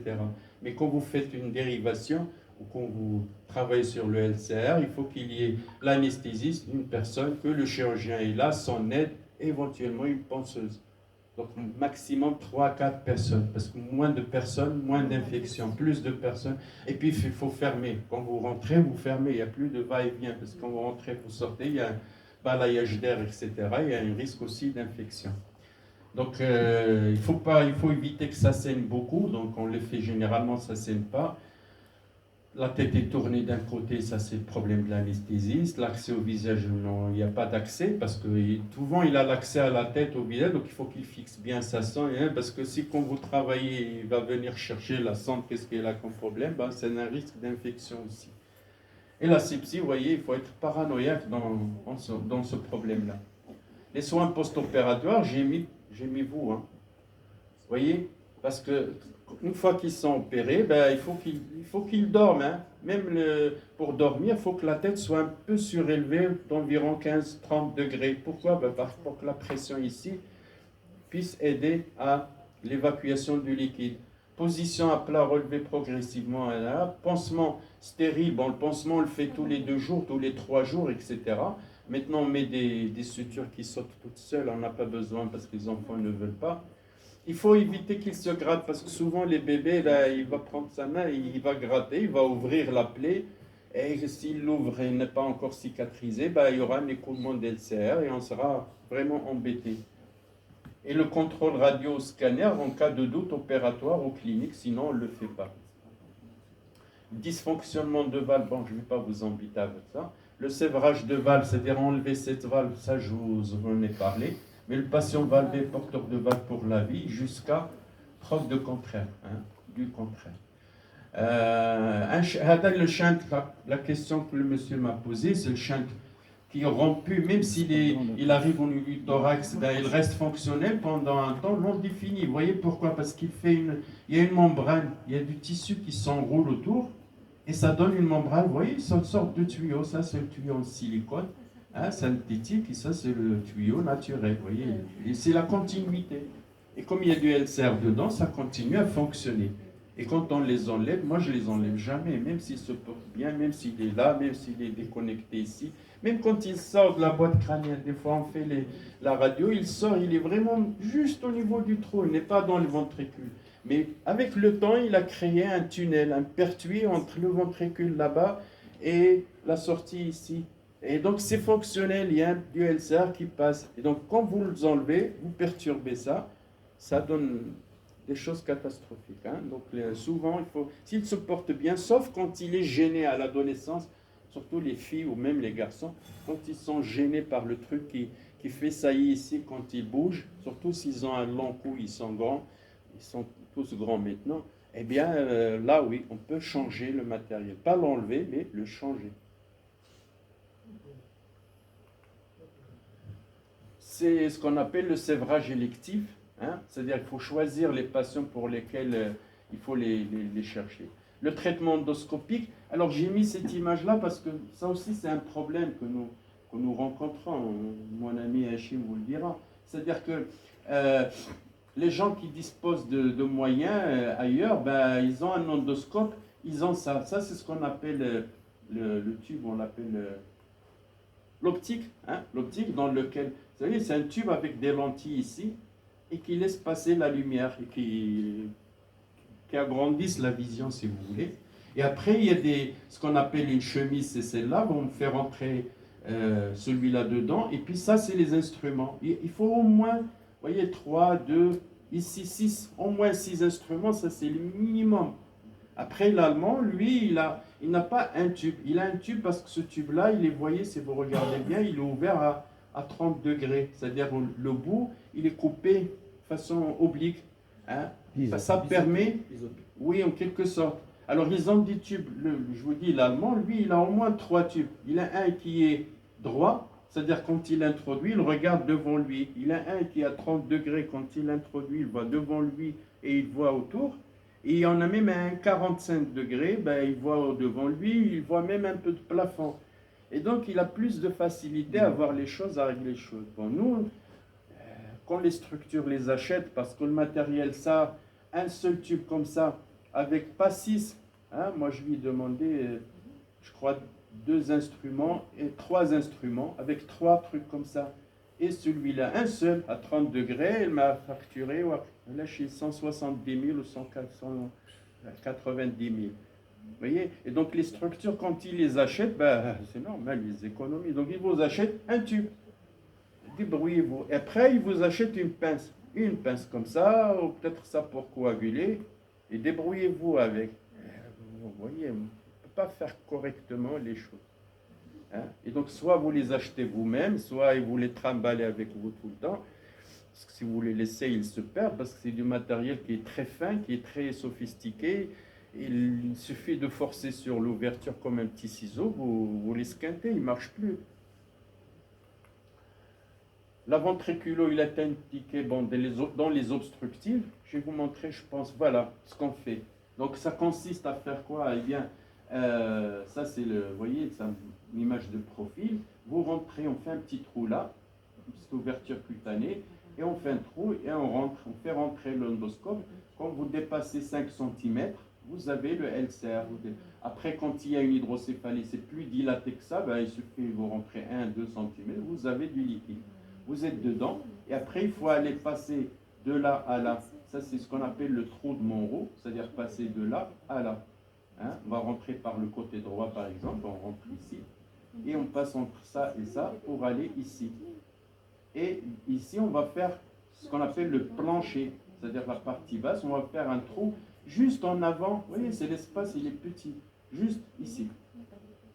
Hein? Là, on est là, juste entre ce qu'on appelle le clivus, hein, c'est la base du crâne avec la ceinture-cique ici, et le tronc cérébral.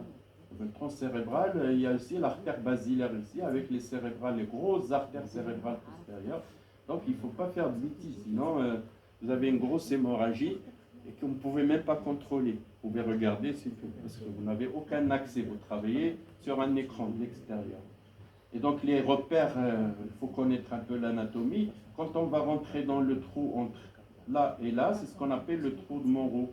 Ça, c'est le fornix. Fornix, c'est comme le corps calleux, c'est-à-dire c'est lui qui fait, c'est des fibres blanches qui font la liaison entre différentes parties du cerveau. Si vous blessez ça ou vous le lésez, ben, il y aura des troubles mnésiques. La personne se réveille, ne reconnaît plus rien. Ça, c'est la séparation entre les deux ventricules, c'est-à-dire entre les deux. On est à droite, gauche, bon là on est à droite. Hein? Ça, c'est les grosses veines qu'il faut respecter. On appelle ça la veine septale et la veine thalamo-striée, qui va du thalamus vers le striatum. Et donc, on fait un trou là. Ça, c'est je vous disais tout à l'heure, l'infundibulum, c'est le départ de la tige pituitaire. Et là, l'aqueduct sylvus est là, les corps mammillaires. Bon, j'espère que ça va marcher.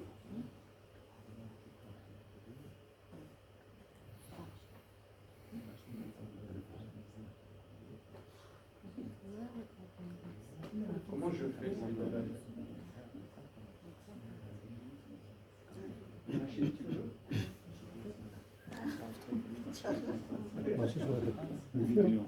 Non, vidéo. C'est une vidéo pas? Hein? Oui, oui.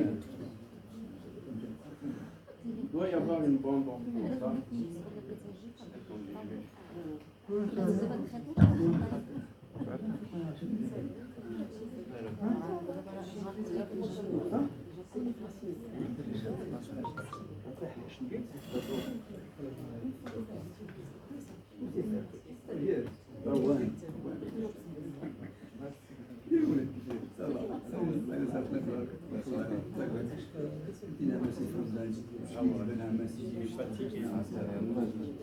L'ordinateur,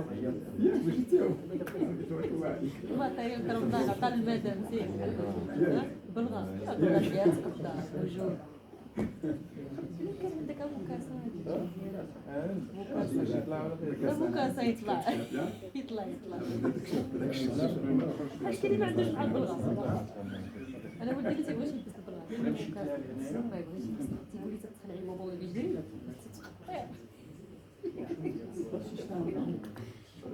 شالبو